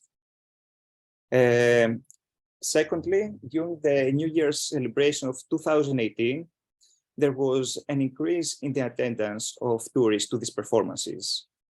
This is a new phenomenon since after the description of the element in the national inventory, no significant changes had taken place. So only after became an UNESCO element became so popular. Because it's most promoted through the media and international television much more. Especially because of the first media outbreak that occurred in December 2016, right after the UNESCO inscription. And also another event in February 2017, an event that organized by the Ministry of Culture and Sports, in which the minister awarded a copy of the inscription certificate to the cultural associations and to the mayors of Kozani area, which the element take place. So after all this publicity, the most interesting event happened a few months later. And that was a performance that took place at the Lepecki Museum in 10 January 2019. Not only at the gardens of the museum, but also in the exhibition rooms of the museum. The Lepecki Museum was established in 1930 by Adonis Benakis in the center of Athens. However, only in 2000 didn't take the form that we see today. And currently, it's the only museum in Greece that houses artifacts from all ages of Greek history. The performance of Moeria was an innovation. It is common for dance schools in the stage performances to present decontextualized reenactments of customs such as Moeria, but it's largely unheard of in Greece for folk dancing to take place in museum. There's this hierarchy that heritage, when I mean heritage, I mean material heritage, it's always higher than performative aspects, what's called intangible heritage. And especially in Greece, museums consider a kind of a sacred place that people have to be quiet, read the labels of the art next to the artifacts, and focus on that. So having music, dance in the museum, it's a way, in a way, it was a way to, it was a profanity. But in this case, it wasn't. Well, in the Facebook event created by the museum to advertise the event, it was described as follows. Quote now the description of the museum. A few days after the end of the 12 days of Christmas, or the period between Christmas and Epiphany, members of the Cultural Association of Tetralophos will come from Kozani to the Lepecki Museum of Greece in order to prolong the festival feeling and give us their greetings for the new year. So in a way, they say that it's completely decontextualized performance after the actual time that usually takes place the event. And continue the quote.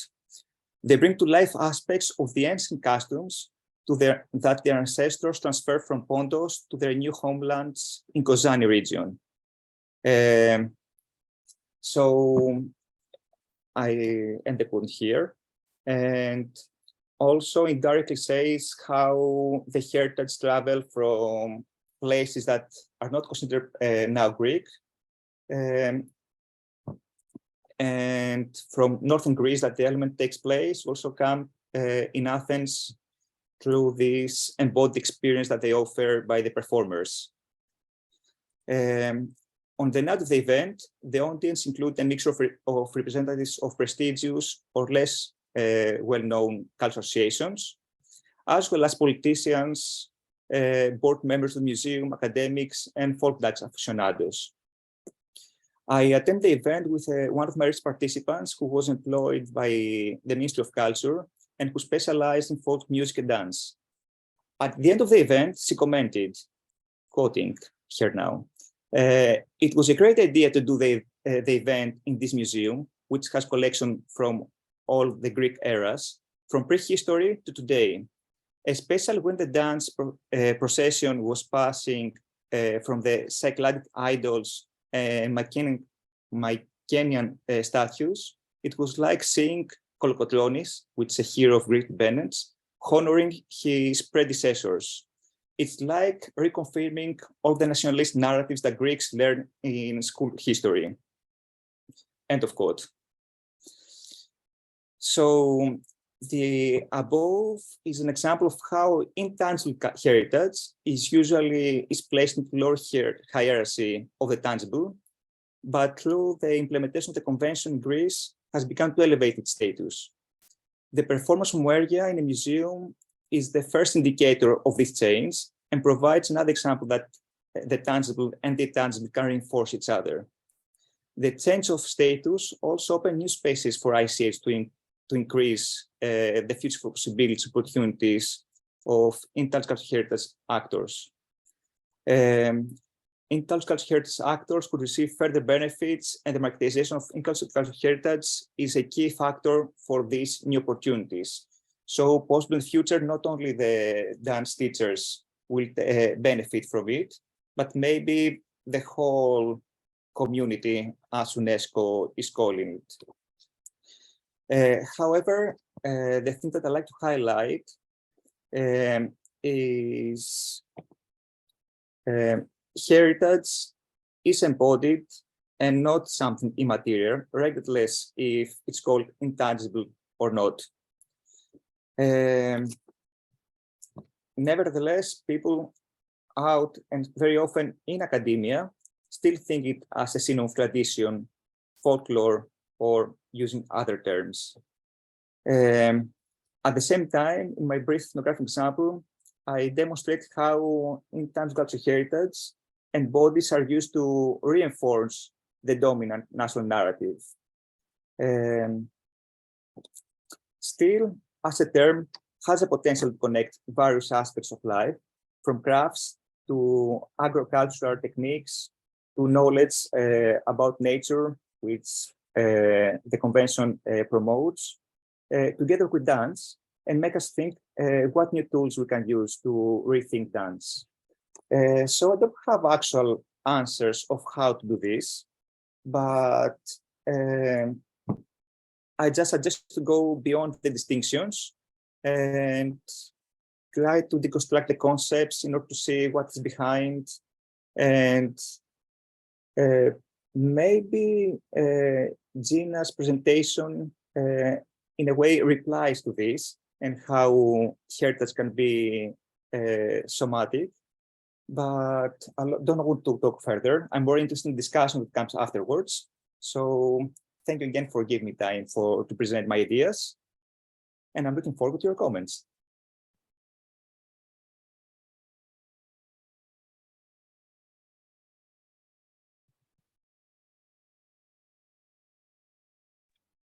Perfect. Thank you, everyone. Thank you. Oh, sorry, Eleni, go ahead. No. I was just ready to thank Panos for his presentation and give the word to you. Great, thank you. So actually, thank you everyone for these amazing presentations. And I know my head is having small explosions as we go on.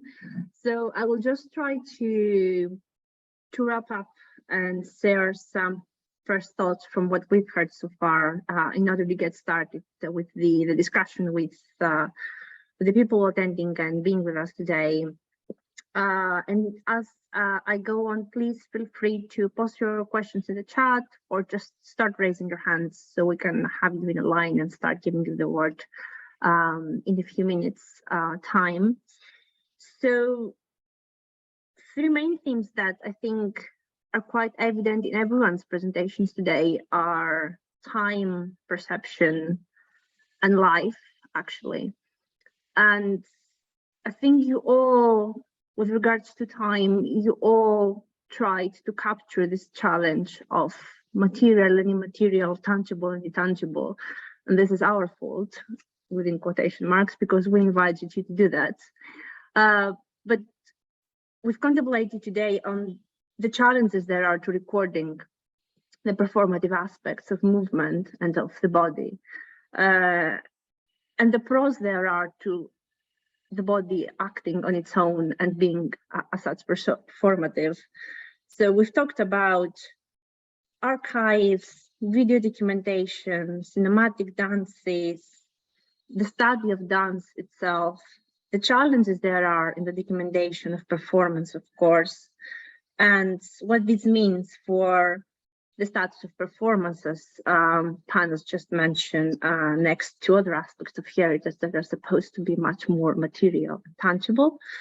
But we've also discussed elements and traces of the body and the flesh and the memory that go beyond recording and beyond the visual and the audio, such as embodied social practices, the awareness of the body, dance as an ephemeral art, as Gina mentioned, and improvisation, and Gina invited us to think ways we can use to preserve the improvised, if that's possible at all. And I know you all think with me right now that it's this binary we have invited you to think of today is not actually a binary, because whether we record or not, whether we work with another body or with an archive, our senses are equally provoked and awakened. And sometimes it takes both the recording and the body itself to create something. And it was a beautiful quote that Mimino shared from one of her research participants, that dance heritages are growing with us as we make use of them. So I have two questions for you today. And the first question is a methodological one. So we invited you to think about the tangible, the intangible, the material, the immaterial. But Steriani already mentioned in the introduction that it's crucial to bring these two together, right? And Panos made reference to this shift in the UNESCO conceptualization of cultural heritage from intangible to living, the living heritage. So I want to ask you, as dance practitioners and researchers yourself, if you find this sort of grading between the material and the immaterial, and the tangible, the intangible, a useful one at all, or whether you think that we need to start seeing past this, whether you think that there are better ways to work and create, rather than having this dichotomy all the time in our approaches and in our heads. And the second question I have is actually about life itself, because we discussed those lost legacies and the legacies that our work and our research can bring back to life and back to light, and we can start to create with them again. We can start creating with the future and the past at the same time in the present. And Mimina told us, I think, about these multiple dance materialities that provoke our thought, and they make us realize that we cannot take any ideas for granted. But I think neither we can take any progress for granted either. So Thomas talked about these revolutionary approaches back from the 50s and the 60s, and he shared this beautiful quote from Holger, that to be a dancer, you have to be a good technician, a good artist, and a good human being. That touched my heart, to be fair. And he also made reference to my own personal inspiration, which is Isadora Duncan. And we see through the past century these, let me say, amazing women, but also amazing men, making progress and going against the norms and making history. But at present, we're experiencing a very steep turn to conservatism. And there are multiple examples that we share and we discuss with you today. But personally, as a woman with very long hair, and as a woman who is also a dancer, the first thing that comes to mind is Iran, where you may know that sewing your hair in public and also dancing in public are forbidden by law. And there are really rough punishments against this. So my second question for you today is, what can our bodies today, challenged and oppressed as they may be, learn from these past legacies as we rediscover them and research them and bring them back to light? And how do you think that we can dance our way out of these dark times that we are quite undeniably experience globally? So I want to get started the discussion with these two questions, and please, everyone, post your questions in the chat or start raising your hands. Anyone from the panelists can start answering, and I think we have a good 1 hour ahead of us to have a very engaging discussion. Thank you.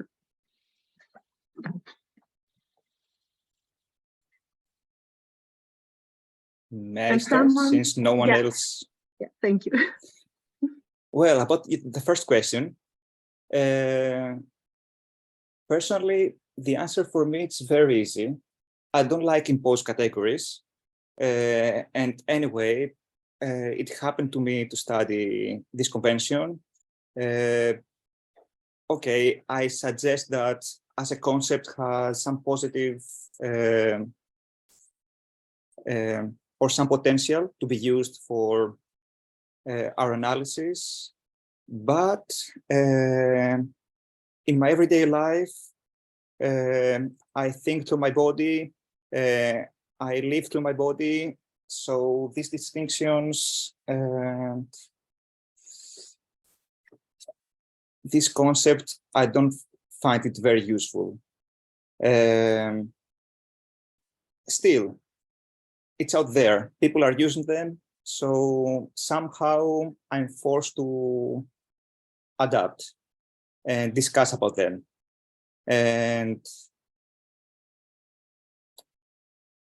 live through them. So yes, we are bodies, thinking bodies, but still we somehow constricted by these ideas. And your second questions, I really like to know an answer to this, if it's a way to dance away or escape these dark times through dance, because right now everything seems very dark to me. And if I discuss more about it, I'll share my darkness with you. That's not the point. So if someone else has something more positive contribution, please let me know. It will be very helpful also for me.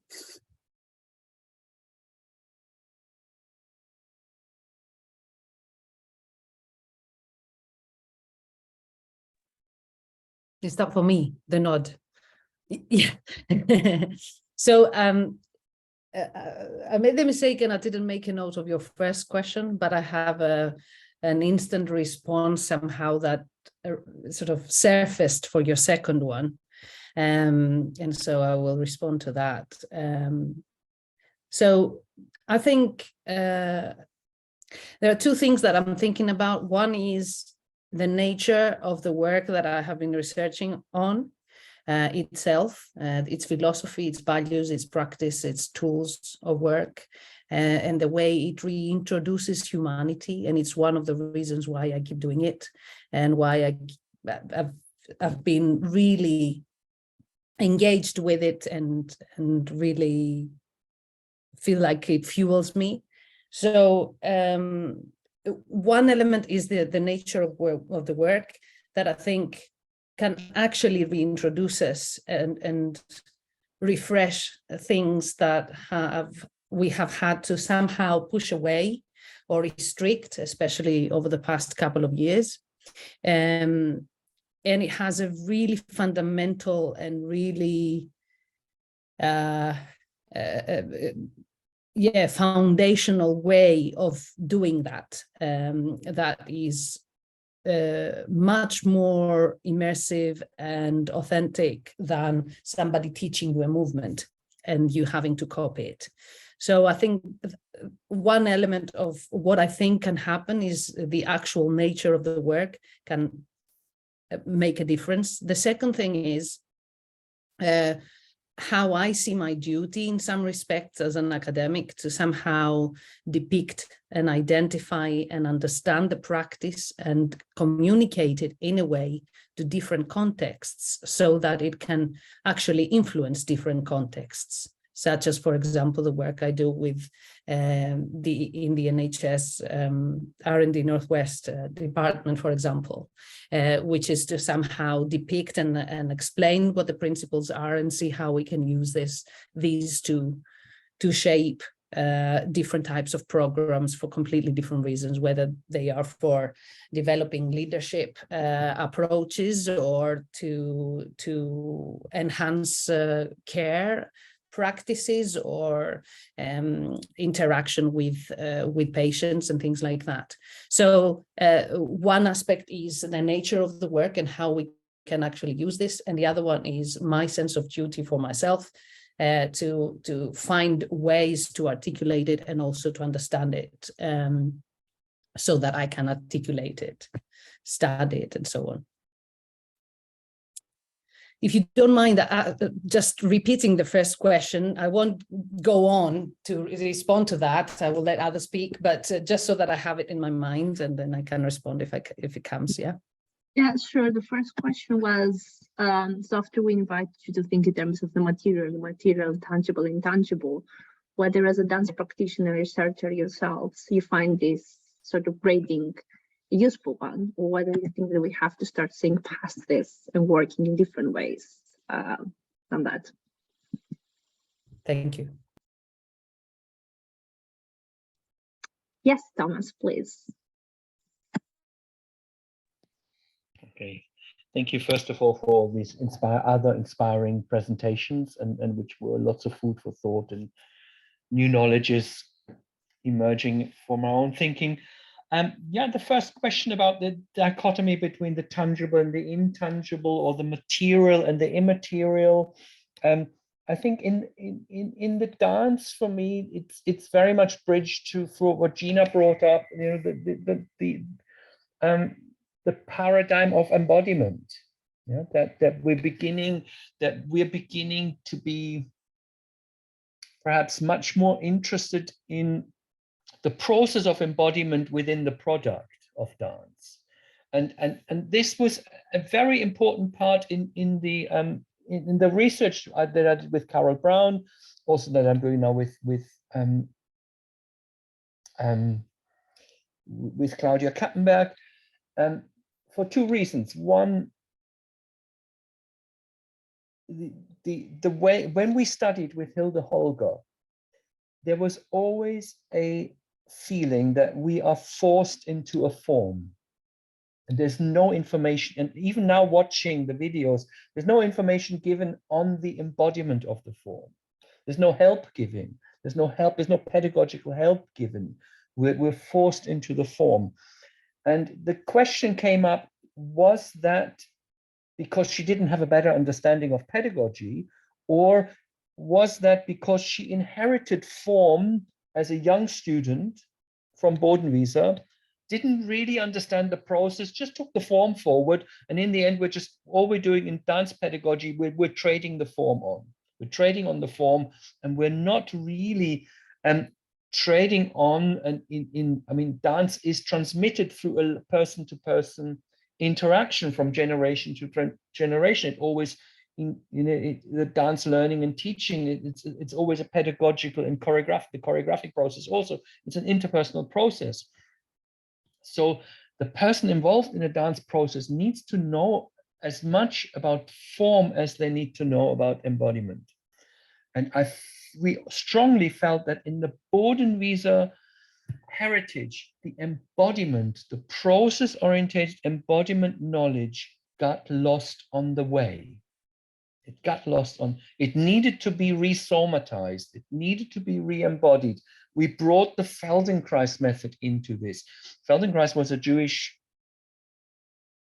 embodiment practitioner. It turns out that as a young man, he actually studied the Bodenwieser with a Bodenwieser teacher. That came out, and I wrote a whole paper on the feminist perspective on the heritage of Feldenkrais, where I thought actually he just belies that. He doesn't talk about his dance and the female embodiment in dance practitioners in Israel and Palestine. He only talks about the male scientists all the time, and it's quite shocking in a way. But that's beside the way. But it was really apparent that there is a need in dance for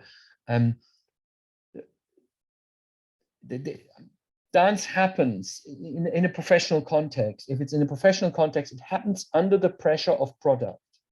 It happens under the pressure of product. It's got to be an outcome that's going to be measured. That's what the money is coming for. That needs to be described, and the pressure of product needs to be resisted and needs to be softened, and there's a need for process. And I think that's why we have a big renaissance of the study of process, somatic processes in dance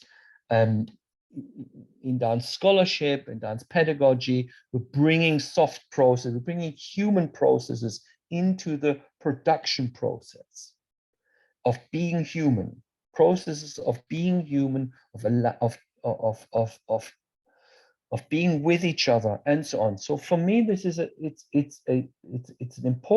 was an important topic of how I entered the research, even to bring process, to bring the to find the immaterial.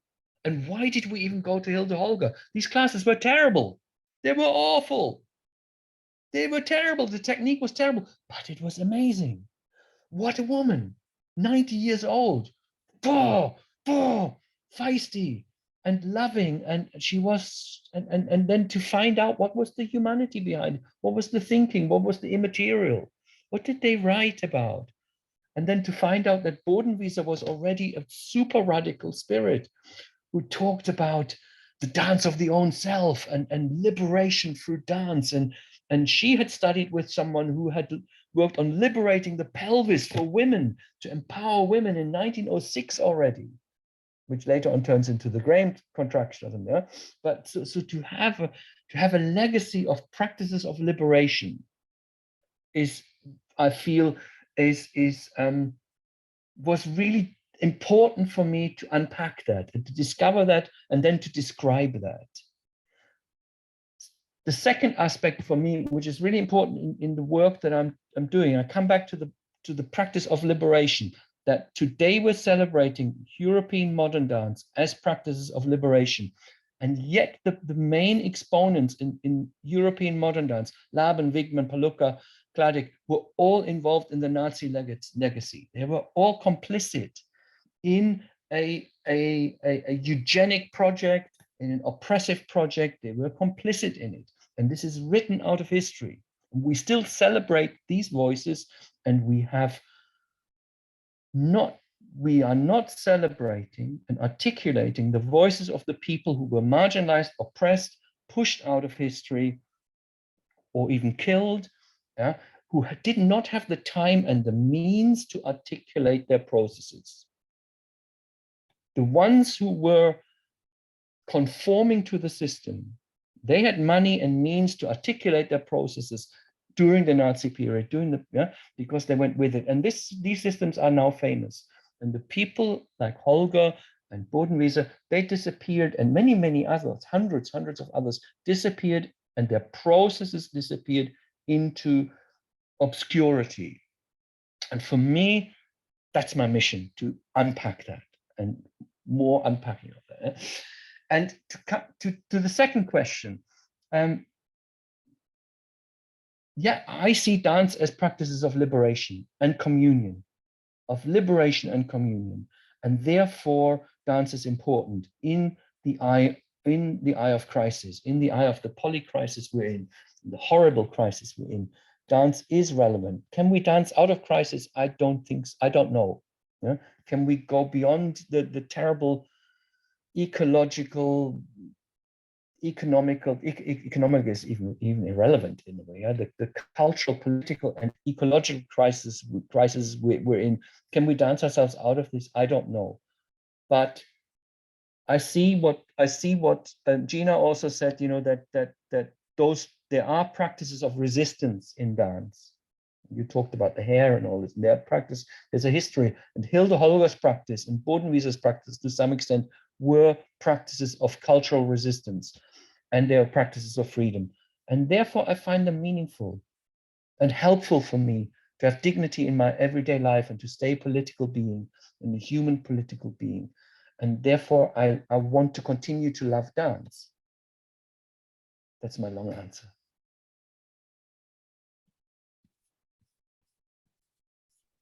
Fantastic, thank you. Yes. We have both Gina and Mina. Either can go first. It's up to you. Okay, Gina. You go, Mimina. I can talk. Thank you. after. So thinking these terms, the first thing that came to my mind is that it tends to be cultivated a gap and isolation of dance from its cultural context, from social and historical era. And connecting to what Thomas told us a few minutes before, I'm thinking that it's very important to close this gap and to be careful of this gap, because easily we can talk about something that it's where, who stands, I mean, who can stand dancing in any kind, in any genre.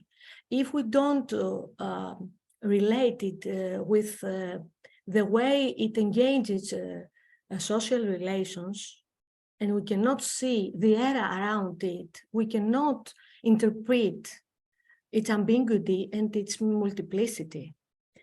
On the other hand, thinking also the second question and related it to the first, I'm thinking another question: who has the right to dance? Whose dance really matters? Do we have all of us the possibility to dance if we want to dance? If we want. Is there a place for our dancing, and where? Definitely, dance can be an alternative discourse for making cracks and improving direct or indirect resistance. But think what's happened 2 or 3 years now with pandemic crisis, another crisis, of course, we are in different crises. That's why I told you about chronic crisis in Greece, and it's not in Greece only. It's very important to see where is the space for us, where is the locus to dance, and to dance what we really want to dance, and not just given dances. And the thing is to always this dance to be grounded into our bodies and to our era, I mean, historical era, sociopolitical era. Otherwise, it's easily to be very fond of Laban or other people in dance history, which also we need to study them and to unpack what they were doing, and not just accepting this because we can use it for describing forms. And I'm very, I agree very much with the concept of Thomas and how he's trying to put forward people that we don't know about them, the most of people around, and think that in Greece especially, there is also a mainstream dance around what we call Greek traditional dances, and a lot of levels of historicity behind it that we don't unpack, we don't care. For instance, in the book of Thora Stratou, the history stops at the German occupation. After that, there is no history in Greece. Okay. And several other paradigms, examples, and I'm saying about this because in Greece, this kind of dance is the mainstream. And the other dances, would you choose whatever you like, they have no place to be expressed. People have no place to be expressed through different and other genres of dances. So I don't know why sometimes we dance, still we dance, all this, the case with traditional dances and what is happening behind. But if our dance is not connected to social justice, if our dance is not thinking about the person beside us, needs to think again about it. Thank you. Thank you. Oh, sorry. Go ahead. Ναι. Όχι. Ο Παναγιώτης έχει σηκώσει χέρι, αλλά επειδή η Τζίνα ήθελε να μιλήσει, Παναγιώτη, θα μας επιτρέψεις να δευτερολογήσει, Τζίνα? Ευχαριστώ. Μπορώ και να περιμένω πάντως. Sorry. Yeah, a couple of thoughts there. With regards to the first question and whether these binary terms are actually useful or not. In 2003, when the first I think it was maybe the first or the second conference that sort of explored that. I was in Greece at the moment. It was the International Council for Dance that had sort of organized the conference on looking dance as intangible heritage. And I remember, as a novice scholar at the time, I was thinking, actually, this is actually quite useful. This, because it provides, my initial response was, you know what, it provides a space for representing, for acknowledging at least that in art forms, there isn't just those that are material, that are tangible. And therefore it opened up a space for discussion that I think became useful. I'm not saying that it is useful for terms to be retained as they are. I think it's very natural through osmosis and through development and evolution that these terms will sort of leave their way to something else that is more sophisticated and encapsulates something that is a bit more complex. But I think the binary terms sometimes are somehow useful, at least because they permit the space for those types of discussions to happen, and also permits the space for defining our thoughts and our perceptions and approaches to academia, to our research understanding of cultural practices in general.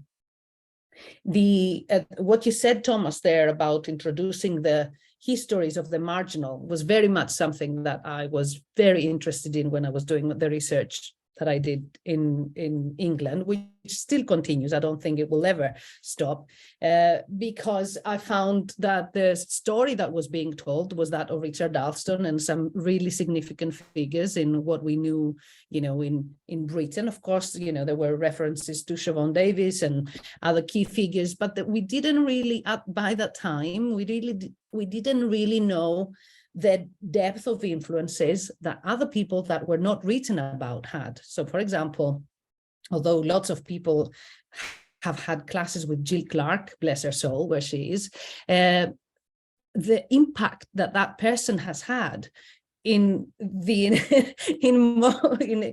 current practice of independent dance is phenomenal. But the work that she was doing was not through product, it was through her practice. She didn't call herself a dance artist, she called herself a dance practitioner. And I was very much influenced by that. So, so I think this is really important, and kind of, I was sort of resisting that theory, the great man theory, in how we study history and so on. And I was very conscious of that at the time. And then with regards to the nature of the work, I think it's very much activist and very much clear in terms of its resistance and potential for resistance, because of not just the big ways, but also the subtle ways it shifts how we perceive ourselves, how we perceive our bodies, how we perceive the notion of touch, how close we come to people, how far we think we need to be. And all of those really simple, subtle impulses that contexts like the pandemic has really shifted and has culturally conditioned us to sense our bodies differently. So I think it's a way to reintroduce certain types of things that would be useful. So that's me. Thank you. Panagiotis, go ahead. Yes. Okay, my question goes to Gina again, so you will have to speak again. So I was very happy to hear how you focus in your research work and also in your practice on the subjective experience. And this, to my mind, it overlaps, it dissects a lot with what in philosophy of mind terms, let's say, how it feels like to do something, to practice dance, for example. So I was wondering how that opens a door, how this intersects with embracing the wide variety of subjective feelings of actually states, of homeostatic states or physiological states that are part of us always, as well as when we practice dance, as for example, how does it feel like to practice dance while I feel a pain, while I have a trauma, while I have not slept or overslept, while I feel tired versus when I am calm, while, for example, I am hungry or satiated, while I have my bowel full or not. I mean, all these small things are part of the subjective experience. And since, as you said, we want to walk away from, optimal performance, and we just don't evaluate all these as things that constrain our motion or limits our abilities so that we cannot perform the best, for example, but they are actually a spectrum of different and maybe not tangible subjective aspects, let's say, of how it is to practice. I wonder whether this has been the focus of research, and whether, yes, you consider it within your focus also. Thank you. Thank you. So yes, I think what happened over the course of the past maybe 10, 15 years is that there is a large body of work that has spanned out of this, broader scholarly debate around especially somatic practice and different applications of them and so on. But one strand, and there are different strands, and I've been involved in different types of work. One of those types of things were a network that was developed in Britain, which is called Somatics and Chronic Pain Network, and it was the emphasis specifically of this is to see how we use somatic practices to navigate, to explore the experience of pain, and how that kind of may have different types of applications, not just in how I experience chronic pain, perhaps, or any individual that participates in some form of somatic practice, or how we can shape differently the way we interact with the medical world, how the medical world interacts with the patient, what they understand or when they describe a form of pain, how we can describe pain in a different form, how we can describe complex pain differently, and how can, again, the medical professionals can sort of open their ears to different forms of expression of their pain, only for the purpose of understanding it better, not so that they interact with some form of necessarily artistic practice, though this is not necessarily sort of out of the question. But given the parameters and the constraints of the medical profession, the question is, how do you make that accessible, and how do you shift that understanding? So I think there is loads and loads of different strands that can come out of this. It's not to say that the emphasis can never be on, let's say, perfecting or movement mastery. We're saying that certain types of practices or certain practitioners might focus on different on different goals. So I'm just giving that example of the Somatics and Chronic Pain Network. They recently, for example, last week, I introduced the students to a film launch that they created with, which was basically the experiences of a Black woman with chronic pain, and it was a very, very interesting, a process of filming this woman's sort of, first of all, acceptance by the medical world and understanding of her own vulnerability, and how different that is to, say, for example, white people. Lots of really perplexing, really complex questions being raised as a result of that. But at the same time, I should say that there is also different application of this, which is in the archiving process itself. I'm just shifting, but again, if you bring embodiment, like Thomas said, in the process of how do I document it, but also how do I represent it, the way that you offer it is a completely different process. The way that I teach history is very different to how I used to teach it before I was involved in this research. I hope I've answered your question. Thank you.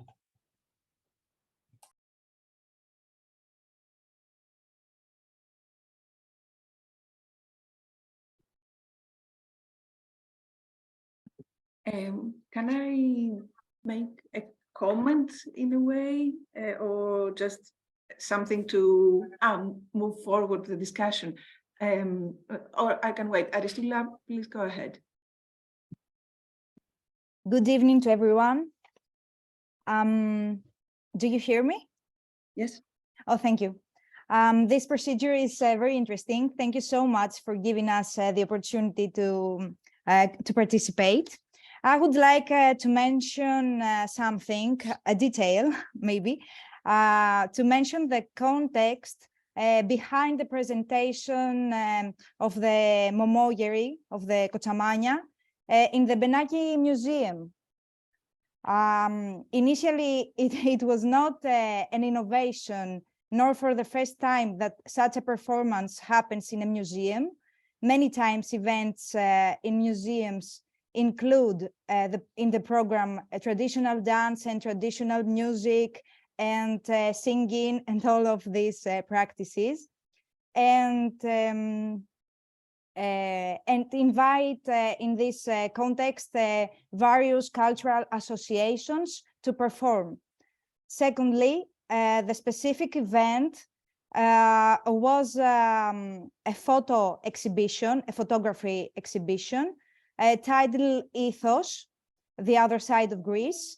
And it was by two very talented and very famous photographers in Greece, George Latakis and Michael Papas, because of their content, that they take photographs by the Greek countryside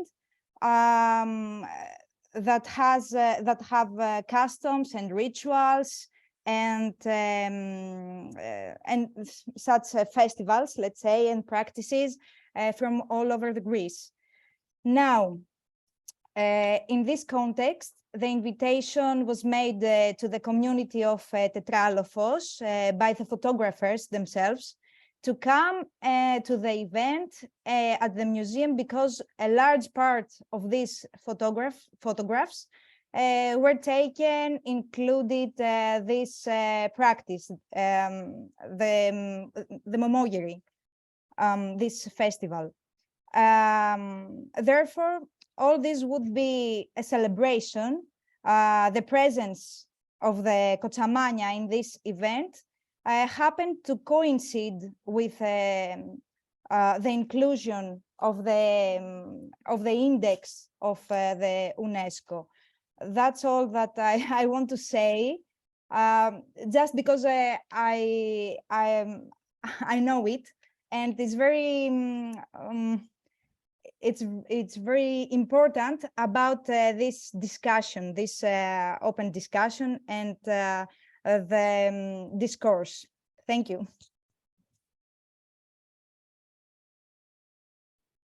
Thank you. Yannis? All right, thank you very much. Thanks, Thomas, and all the other colleagues and members of the group for these presentations. You know, I want to share more some unprocessed reflections of what I've been hearing, and seeing this from the perspective of the group that you know, we have created. For those who don't know, my approach to dance comes from an ethnographic context that relates to the folklore dancing and not the modern dance. Yet, one of the objectives of this event, of our group, is to find ways and create common interests and find paths to discuss and exchange between the different genres of dancing. And I'm trying to see how can I find these combining issues. I see Thomas's work, the presentation, as a great project where we can not only find out more about Hilda, I'm sorry, I can't, Hilda Roger? Holger, yes, thank you, Yanni. Life and contribution, but it's also, we can see a history through her life of Europe, of certain events, and of certain people who have been persecuted.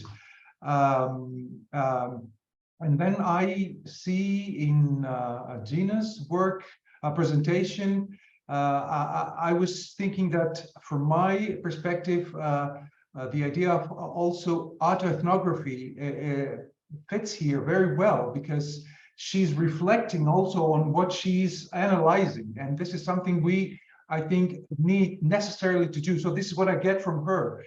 And then comes Mimina's presentation, where it relates very much to the ones that are familiar with the Greek context of the last 10, 15 years. It's a very, insightful look at the ways these events and these periods were experienced, and how we can use dance and dancing to see this. And then comes Panas with this critical, which I agree very, very much with, approach to the idea of tangible and intangible cultural heritage. So just to share my opinion about the first question that Eleni posed, I also personally don't think that binaries or dichotomies are very helpful, in heuristic attempts or interpretive attempts. I think they are very much restricting. So I don't see them really helping me, at least. But on the other side, I think we need to take into consideration that we have different contexts where dancing and dance experience is being played out in your presentations.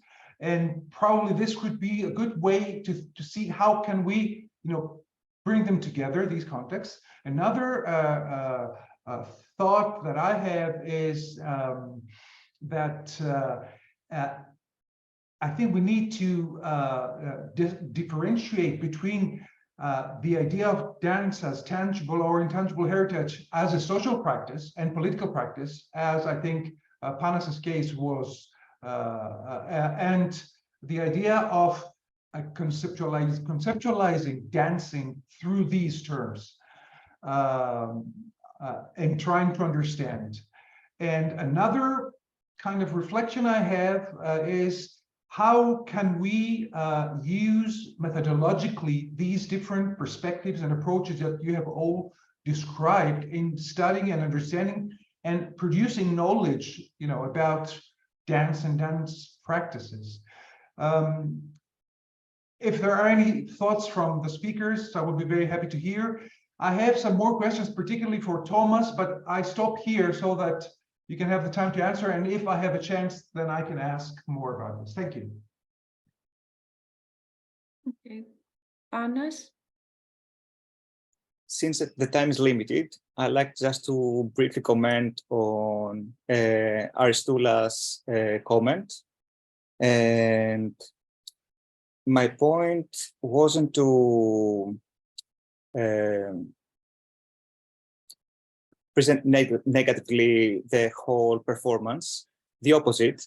For me, I found it fascinating, but at the same time, I try to avoid discussing all the politics that are behind in the traditional Greek dance community. So mentioning that some dance teachers can increase their income by seminars, it wasn't my main point, and it has something that has been done generally and promoted indirectly by UNESCO. And actually UNESCO have the motto to commercialize heritage without over-commercializing. So in any context, not negative, but at the same time, like to not get into the macro politics of the Greek dance. But definitely after the seminar, after this panel, I'd like to discuss more with you about this, since you have some of these comments and probably the perspective as an insider is very different than me as an outsider. So thank you.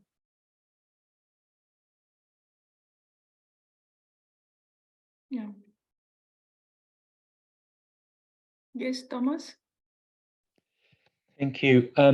Yeah, I just want to respond to Yanis. I mean, this is very interesting.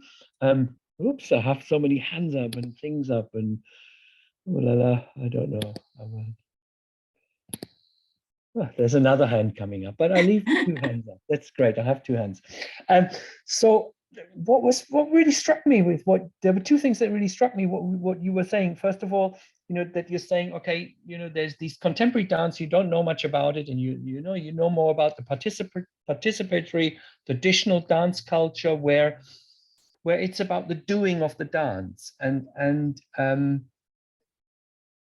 often when we talk about contemporary dance and contemporary dance reception, it's stage dance, it's performance. So there's a product being produced to look at or something. There's a sense of consumption there. And we talked about that before. And then it suddenly made me think, what was it about Hilde Holger and the Bodenwiese and a lot of the European work also, where that bridges the gap? What is the folk aspect of it? And of course, there was always, Gina talked about that as well, there was always improvisation in these classes. These people were teaching through improvisation. So they were very keen on the individual expression. They used the term expression often, the individual expression of the dancer. They were giving time for that. And so it wasn't just about producing or reproducing forms and steps. There was very much time given for you to find yourself and to play. There was play time and improvisation time. And that's a kind of early modernist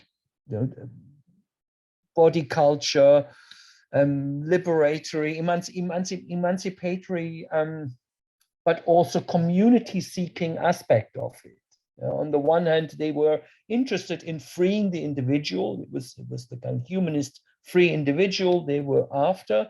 On the other hand, they were socialist inflected, a lot of them national socialists, that's another story, but where it's about community, and it's about the experience of community and the experience of expression, experience of being there.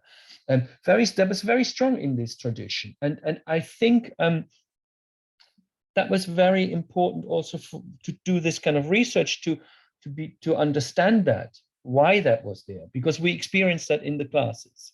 We did experience that was a very strong, everyone you talk to comes from that tradition says, we couldn't wait for the improvisation. We loved that. That was just the best thing. That was so wonderful. Everyone wants that. Yeah?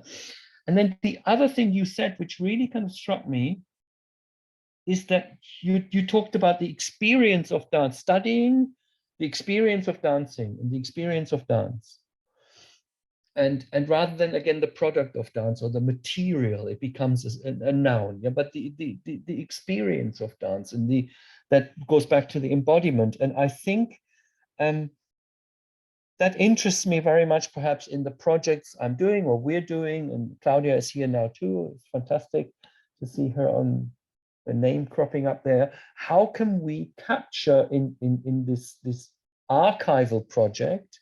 How can we capture and recapture, reenact, or open out the experience of the dance and the beauty of the experience of the dance, and that how, I mean, I'm a man. I wasn't supposed to dance. I'm a German man. I wasn't supposed to dance. I didn't know anything about dance. I fell into dance by accident in the United Kingdom. Yeah, and I say it's like a flower. It's a beautiful creature dance, and it's how do we capture that experience of dance? I think that I'll take that with me in terms of what the research questions will be in the next, for me perhaps, and the research focus can be in the next period of the journey. Great.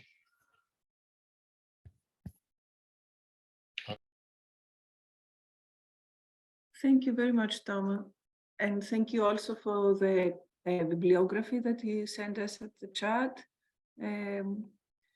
I think we have time for one last question or comment, if you want. Pane, do you want to say something? Just to follow up with what Thomas said, and also partially answering to Yanni's question, and also comment with something that Mimina said previously. And of course, continuing arguing against the binaries. My background, in dance, it's mainly on what's called folk dance or Greek dance or whatever you call it. I don't like any of these terms. But for many years, I was also practicing contemporary and classic dance. And having this experience, I don't see much difference on how people experience dance in the class, but also outside the class. So yes, contemporary dance and classic dance can be staged, but also you can dance on the streets. And nowadays you can see it more and more often. So what Mimina said, I personally disagree that maybe other forms of dance have no place outside of the class. A few weeks ago, I was in a bar in Athens and people were mostly sitting. There are a few people dancing casually, but two people stand up and start improvising, mostly using contemporary dance techniques, which it's something not very common in Greece, but it's happening. Also, nowadays, it's not very rare to see dance performances or installation, including dance in the streets. So nowadays, all this distinction between genders, I think it's not very helpful, and have to start thinking about dance as a whole.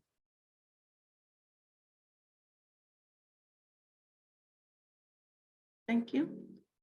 So, anyone has something? Can I say something? Just because I can see the discussion going on a bit longer. We have time on Zoom to keep going if that's okay with everyone. So if some of you would like to keep discussing and to keep exchanging views, we have the allowance on Zoom to do that. I don't want to just make everybody wrap up within 2 minutes because I can see hands going up. So for everyone who is okay to do that, we can stay a bit longer. Of course, if you have other commitments, feel free to say goodbye and go, but I don't want to stop the discussion there because it's really interesting. So for everyone who can stay a bit longer, we're totally fine to do that. Okay, Mimina and then Gina. Yeah, thank you. Thinking what Panos told right now, I'm thinking also that talking about Greek traditional dance is also mainstream dance practice in Greece. It's mainly because it's very much related to the national identity in Greece. I'm not sure if we were dancing in such extent if there was not about national identity, but this is something else. What I would like to add is that it's really very important, whatever genre we think about and whatever practice, I mean, being in a lady or in a festivity or in classes or at stage, it's very important to think how we can transform our perspective from designing for the participants, for the dancers, to designing with them. And this can have a really strong hope for democracy on dance practices, which is, of course, it's not for the time to open this discussion, but I'm thinking that that relates to every dance practice at the moment. or we can think about this in different dance practices, especially in Greece. Thank you.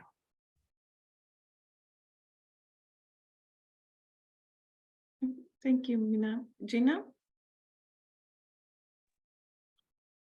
I am aware of time, so I won't expand. I will try to be brief, but just some thoughts on what Yannis said earlier. I think there are certain types of dance, depending on the nature of the practice itself, that might call for certain, or might call for specific types of methodological approaches. However, I think the methodological approaches that we've been talking about today, whether it's an ethnohistoric approach, whether it's post-structuralist anthropology, dance anthropology, whether it is structuralist dance anthropology, or medical anthropology from Thomas Xordas. I mean, the main concepts he introduced were initially formed as a result of his work with Navajo healing practices. And what he sort of identified was that actually there are loads of depictions and representations of those types of practices of healing and that sort of thing. However, we don't have a representation of the first person perspective, of the embodied sense of that person, and so on. So, and we see that in folklore studies a lot. We see a lot of the representation, we see a lot of trying to pinpoint exactly what the step was and try to preserve and so on, but we are missing the first person perspective sometimes. If we look at I don't know, if we look at anastenaria, if we look at pontic dances, just to bring an example of folk dance that I had done some research in, bringing the post-structuralist or the first person perspective just opens up a new world for understanding.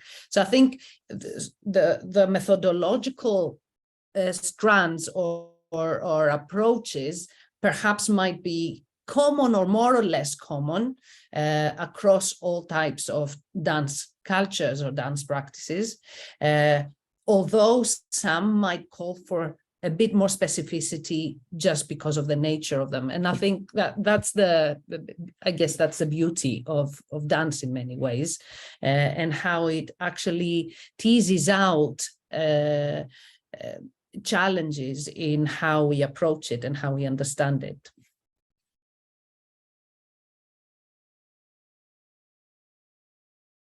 Thank you.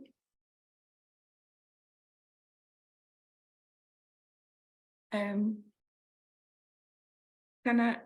I share some thoughts with you now?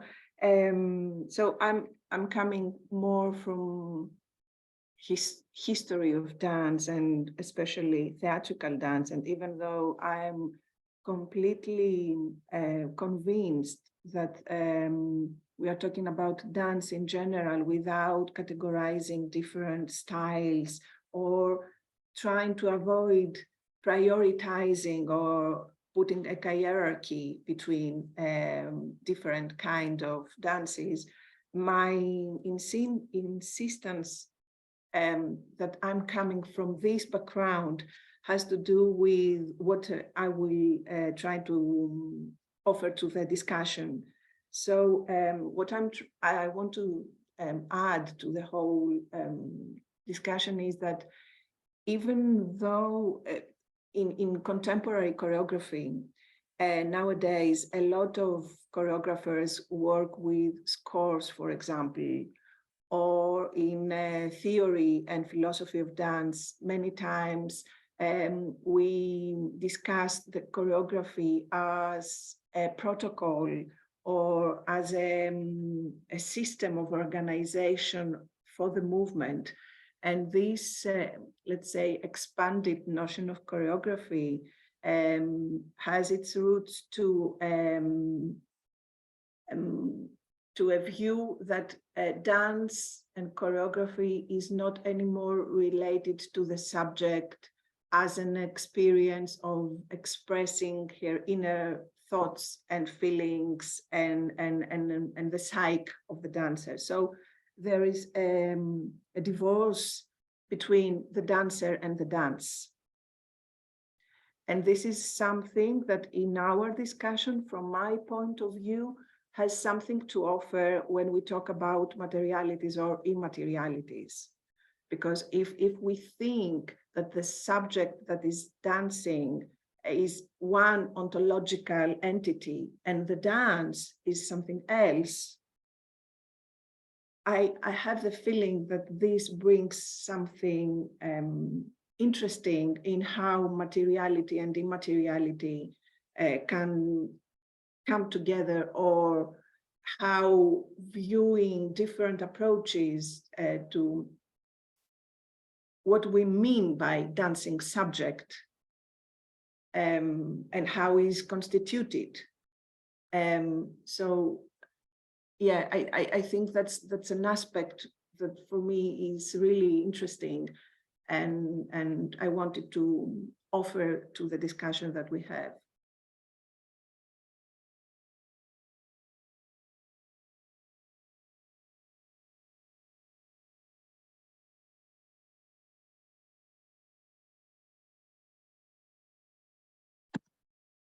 Yannick? Okay, I sense that we shouldn't really take much time further. But anyway, I'm very tempted. I mean, I think it's very, very beneficial, very fruitful what we discuss here. And of course, we cannot discuss everything here anyway, but just one more reflection. Thank you for responding to my thoughts. Yeah, I think that we should be careful, at least that's my opinion. This is a general comment. I mean, doesn't relate to the presentations, to ontologize and essentialize dance, because this is a Western-centric concept, okay? And it can have different meanings.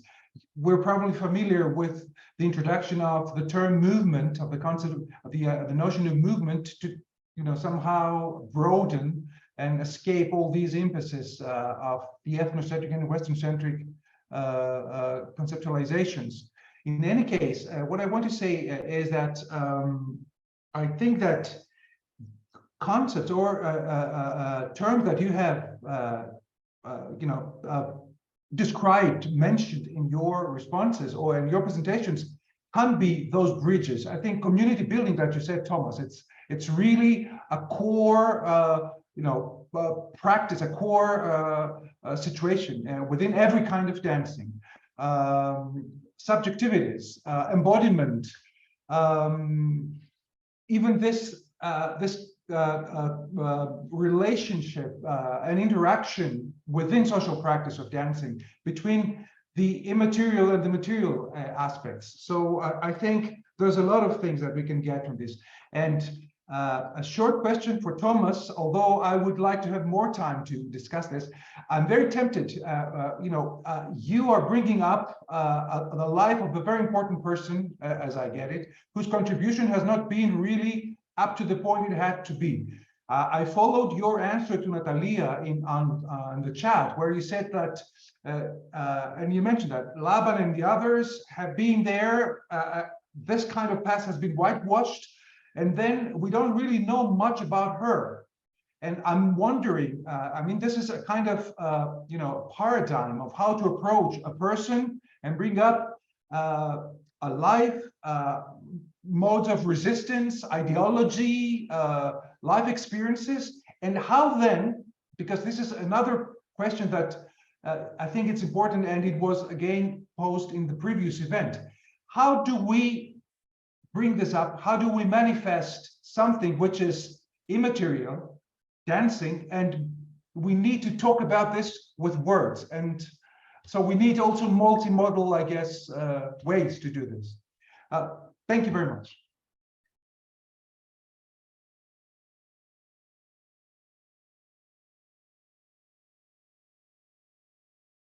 I can respond to that. I mean, if that's okay.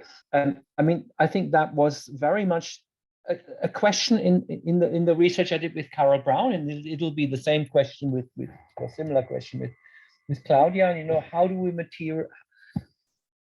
build a monument today? You know, we live in a culture where we're decolonizing and we're pulling down the Columbus patriarchal oppressive column.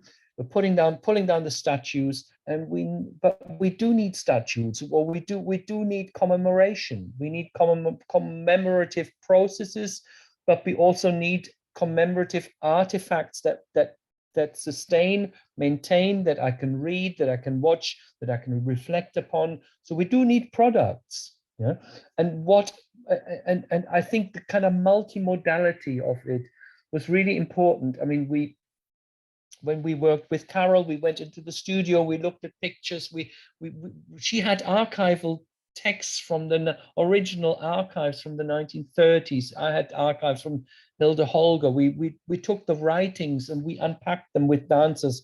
We recreated dance sections from the writings, and then we recreated things from our own experience that we knew from the studio, or we looked at photographs, and then we wrote ourselves. We started to read and write and bring, you know, working in a broad modality. And in the end, I put for my own research exercise framework ref in the exercise research competition in the UK. I put a whole portfolio together, which was academic articles plus artificial artifacts, plus also a series of workshops that I had been leading. So we were developing pedagogical processes of interacting with people. We were developing a variety of big projects, small projects in terms of artifacts, and we were also writing, and we put that as a kind of, I found that one informed the other, but the one thing I'm always coming back to is experience, and the one thing I'm always coming back to is practice, writing from practice, around practice, going back to embodiment, and that's where dance scholarship is so rich. And the question is, you know, I mean, I don't know whether Claudia is here. I can see her script. I saw her work. We started this project together, and she started to produce something. And I was apprehensive. Oh, is this going to be? Am I going to like this? Is this going to be? I was gobsmacked. I thought this was so wonderful what Claudia produced, the 2 video installations, because they spoke to the person of Hilde Holger. You know, as we're coming back to the you know, the person being the material, not only the dance and the product of the dance, but the personhood. And the personhood meaning that we saw her in rehearsal. We saw her as an artist, as a choreographer, interacting with other people, hesitating, pushing, being with them, and them being with her. We saw her in relation, on screen, fantastic. And the second video she made, where she was just a talker, and she was a thinker, and she was a politician. She talked about politics, she talked about history, and she talked about her life. And we saw her as a politically minded person, not as a maker. And I thought, wow, you know, I'm seeing the work, I'm seeing the product, I'm seeing the dance, I'm seeing the process of the making, and I'm seeing the person as a person. And Holger, when we met her, coming back to, there was someone asked the question, I can't remember who it was, about the ability, yeah, and the pain and the ability. Hilde Holger was in pain all the time. This was a woman in pain, psychological pain through the Holocaust displacement and survival and loss. But physically, she called herself a creative cripple. There's a video, she starts it off, I'm Hilde Holger, I'm a creative cripple. Yeah? And she worked with a pain, and we worked with a woman in pain. And that was an extraordinary experience. And again, how do we, I'll finish, I could go on forever. Yeah. And her daughter, I love her, but she's very difficult. She wants to glamorize Hilde. She wants to put her on a pedestal all the time. She talks about that she comes from a wealthy family, and they were close to in Vienna, they were close to close to the monarchy, and how important, and she wants to, and New York, and all these big, she wants to inflate her. And I think, you know, this is not the way Hilda would have loved it, or Hilda wasn't like this. Or certainly the way we experienced her as a super powerful woman, as a very vulnerable and fragile woman who would cry, who would scream, and so on. And there's Claudia here. I can see her now. Yeah? So again, thank you, Claudia, for the fantastic installation that you've made, which really touched me and clarified something in relationship. You know, perhaps what sort of commemoration we want to construct today. Yeah? That bridges the binaries.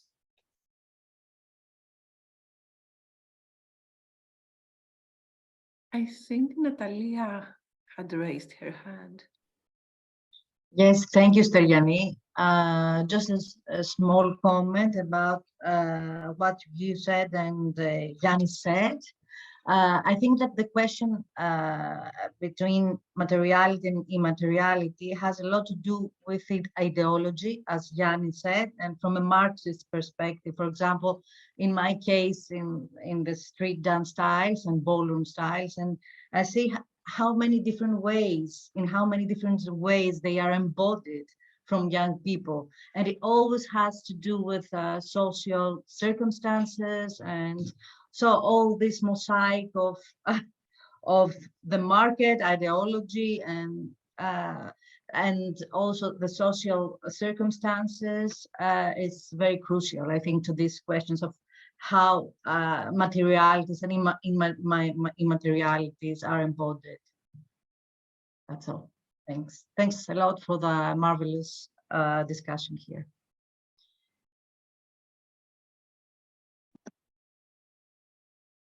Do we have any more questions, or anybody who would like to comment on something? I have some thoughts to share, but yes, Claudia, please go ahead. Yeah, hi. I'm on a mobile, so I can't. It's a little bit complicated to use the software. I thought maybe just useful it's to add one more word to your wonderful discussion on embodiment. For me, at the moment, I'm coming at it, even though I've come from dance, I come at it as a visual artist and as a filmmaker. And I'm thinking that also a lot of embodiment happens through the images that we make. You know, how do we imagine something, and how do we tell stories through the images that we make? And because we live in a world of images, and we make images all the time, also with our bodies, and that the images that we are making is part of this embodiment process, you know, of changing how we think about the body. And in that sense, it's a constantly making work now around, even though I'm using archive material, allows me to think of other images that I can make, you know, and hence it's always a live process. I'm not necessarily reconstructing something. I'm making images now in 2022 with some old material, but also, of course, rethinking it and finding different ways of narratives and looking at the bodies in a different way. So I think this sort of just the whole of the imagination and image making, I think, is part of what helps us to think around the body and how we think embodiment. Perfect. Thank you so much. I think we're in a good position to wrap up, unless there are any final thoughts by anyone. I just wanted to share something of my own. So big part of the event today, which I'm really excited about, was sort of a love letter to contemporary dance, and I just want to sign off this letter now and make it official. So I think one of the main pros of, you know, being brought into contemporary dance from a young age, and then learning to improvise, learning to use your own movement as performance material, is that it comes with a very specific history. And it's exactly what Mimina was saying. We need to ground performance and dance to social context and to social justice, and contemporary dance to an extent, not that other dances do not, or other types of dances do not have these elements, but contemporary dance has a very strong, imposing history of fighting for justice, of bodies sewing themselves and fighting for justice. And I think the sort of ethos it creates to young children and to young people when they're brought into it is quite magnificent. And it's something that, if there's anything that other types of dances could learn from contemporary dance, it's that for me. And this is a very subjective point of view, of course, but it's the type of ethos that it cultivates in your body, and not just the way you approach other people's bodies in a performance or in a rehearsal, but the way you learn to treat other people's bodies in your life, whether it's personal life, public life, social life, the ways you learn to respect others' bodies and the ways you learn to see them as equal to yours. So this is what I wanted to say. Again, it's a very subjective point of view, but it's my own dance experience contribution to today's discussion. One last question. So you've stayed for a bit longer than the duration of the event. I just wanted to ask, would everybody like to take a picture of the room? And I have. You have, but can I ask everyone else to turn on their cameras? They're happy to do that. If you're not, it's absolutely fine. But if someone else would like to turn on their cameras, so we can take your picture as well. Yeah, I can see some people turning cameras on. Perfect. So I'm going to take a picture now. Oh, no, I'll wait. Okay, because I have also taken pictures from the individual speakers and Perfect. some, and the two of you actually, to post them on Facebook, etc. But let's go. Fantastic. Okay, let's take another round of pictures. I'll take one and you can also take one again just to have as a backup. So smile, everyone. Thank you so much for staying with us for so long. Fantastic. So yeah, once again, thank you for staying. If you have already posted your email address in the chat, you're going to hear more from us in the future about the events we're doing and the actions we have in the making. And it was lovely to see you all tonight and to listen to your thoughts and your ideas. And I'm not going to say goodbye. I'm just going to say see you again, because I feel like this discussion has just started. Thank you, everybody. Thank you, everybody. Good night. Night. Thank you. Bye-bye. Goodbye. Good night.